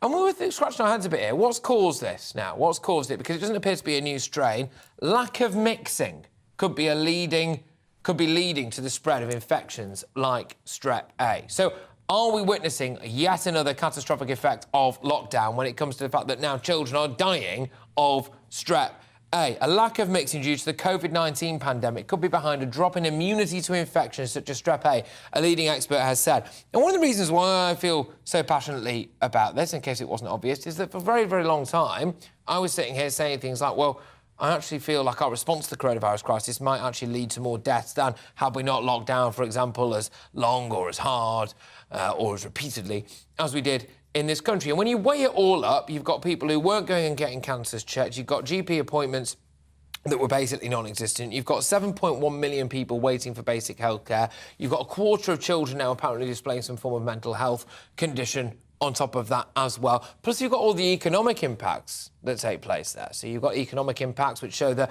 when people are poorer, they're less likely to be healthier on top of all of that. And when you really add it all up, would you do it all again? Would you do it all again? And I don't know about you, ladies and gentlemen, gbviews@gbnews.uk, but maybe, just maybe, it's time for Chris Whitty to do us all a favour and just slip quietly into the background. But these views have been coming in thick and fast, gbviews@gbnews.uk, and it's not the only one that we've been talking about here, because the other big one, just quickly, was our exclusive report here on GB News, which was about the cases of diphtheria at the Manston Migrant Processing Centre. Lots of you up in arms about this, and including John, gbviews@gbnews.uk. I am deeply, deeply concerned. We're seeing migrant hotels popping up left, right and centre across the country.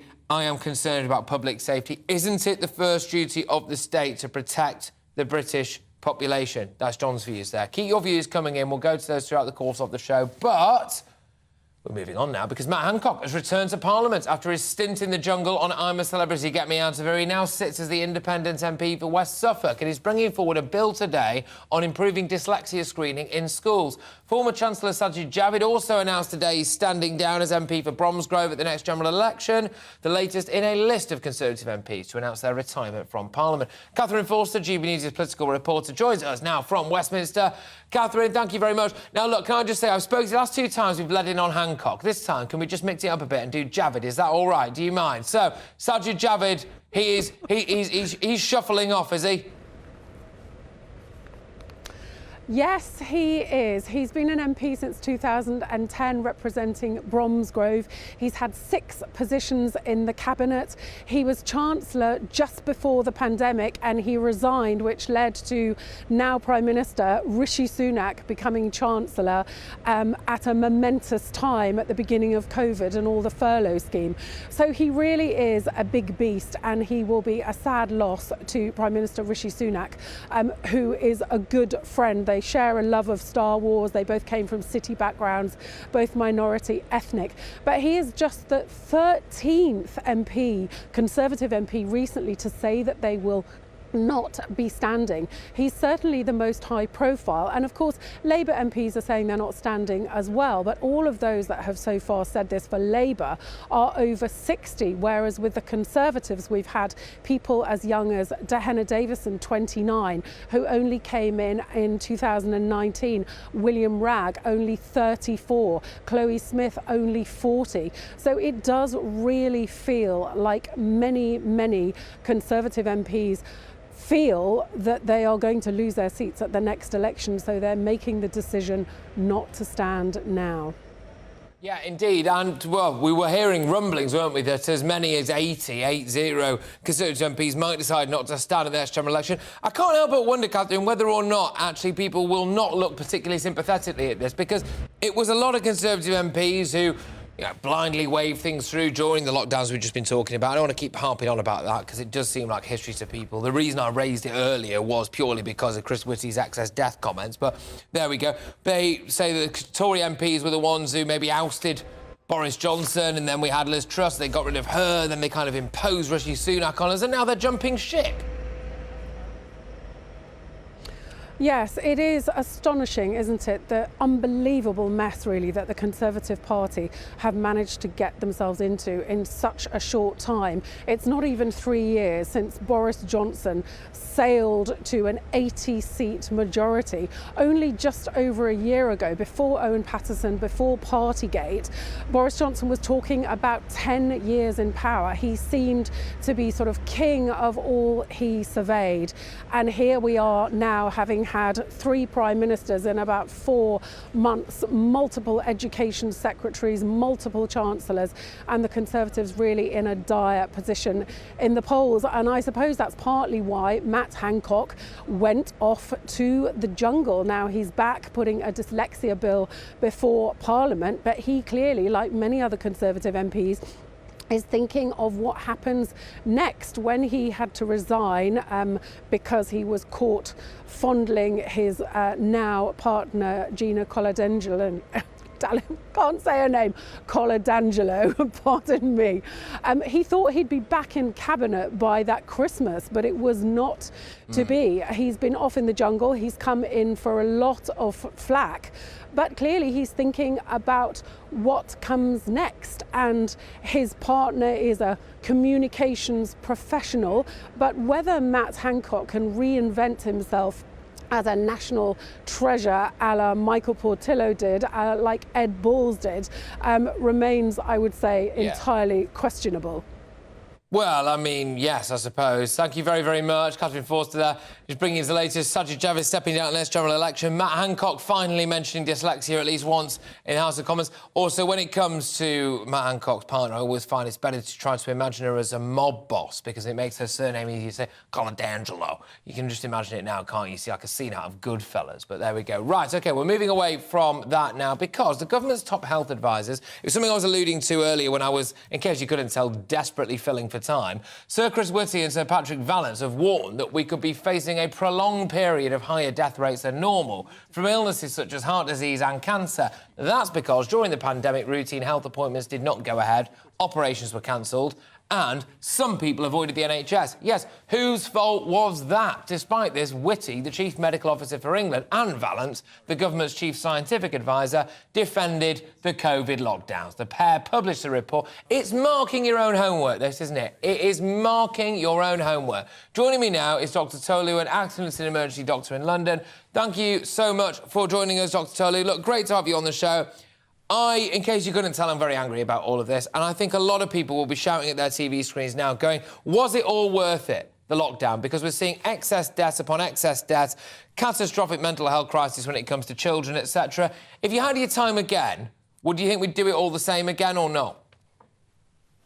I think we would do it all the same. I think, obviously, there were some mistakes made during the pandemic that could have been avoided. I mean, no one's saying there weren't. But in terms of how we handled the pandemic and what we had to do with regards to lockdown, that was unfortunately unavoidable. As obviously we can, because we're through the other end now, it's easy for us to say, oh, well, maybe we could have changed this, maybe we could change that. I mean, you mentioned earlier that hindsight is 2020, and that's just the fact, isn't it? It's when we're through the looking glass, we then... Yeah, I mean, can I just ask, is it the fact, really? Because obviously Sweden didn't do the massive lockdowns like we did, and they're all right. I mean, in terms of how we looked at it as I presume how they looked at it as a population, they decided that we needed to go into a lockdown. Obviously, we were one of the later countries to go into a lockdown. But then when we did go into a lockdown, we saw the death rates of COVID drop massively, which is obviously the effect of the lockdown. But I feel like if we went back, we would do it the same way.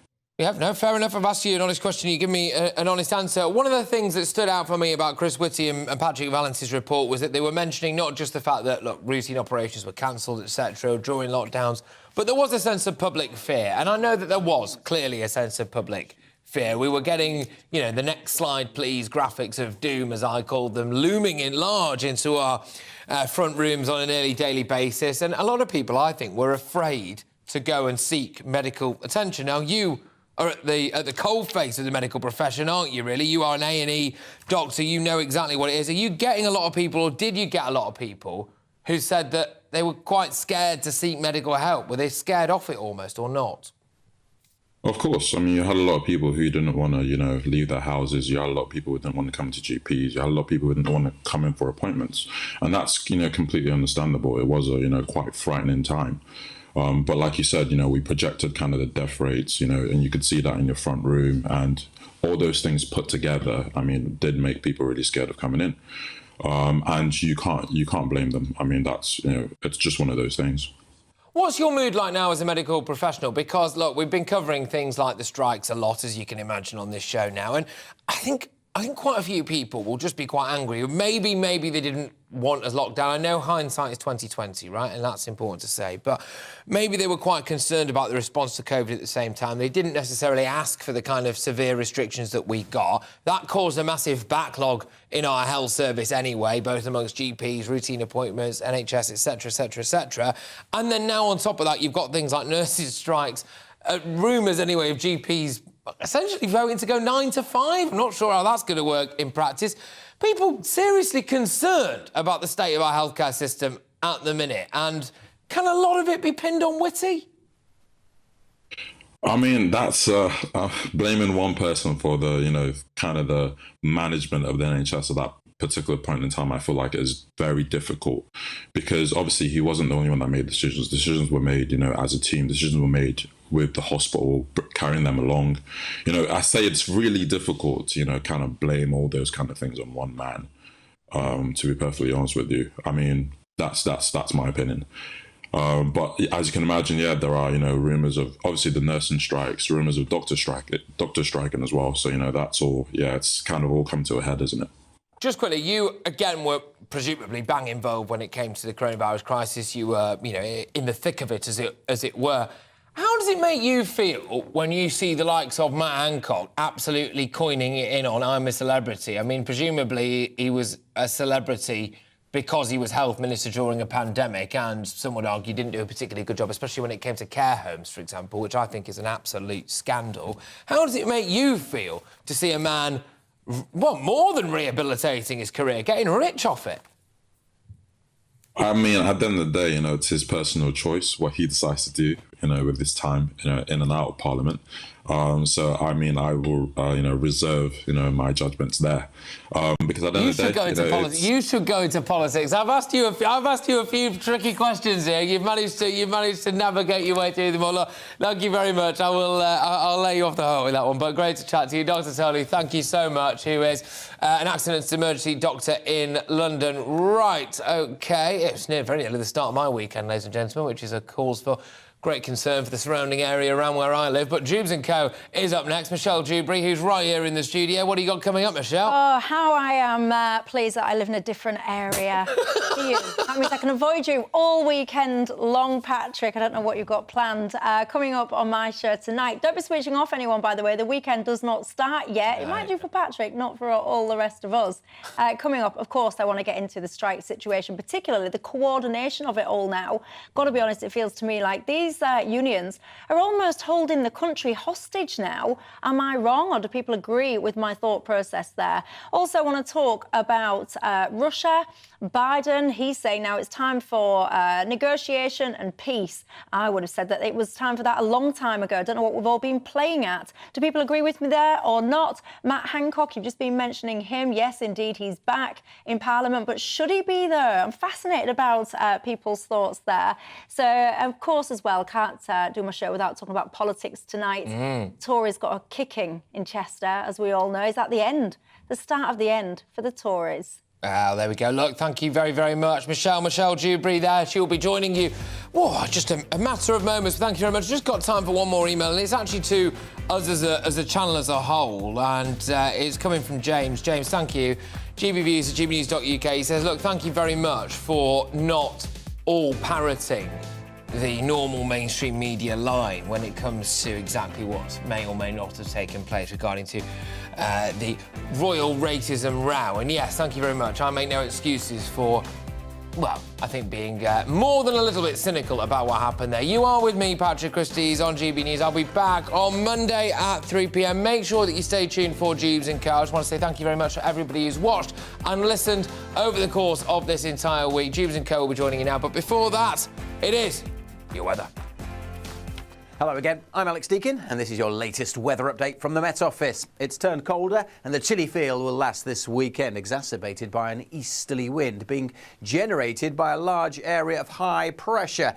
This area of high just sitting away to the east. We do have a couple of areas of low pressure further west, but the high is winning out and generating an easterly wind, bringing our air and all our weather in from the North Sea. So it's these eastern areas most likely to continue to see a few showers through the evening period. Further west, generally staying dry. Some mist and fog thickening up across parts of Wales and southwest England. Could be quite dense for a time this evening. Where we see some clear skies across southwest Scotland, northwest England, we are likely to see a touch of frost in the countryside, perhaps 2 in the southwest. But most of us will start at about 3 or 4 degrees into the weekend.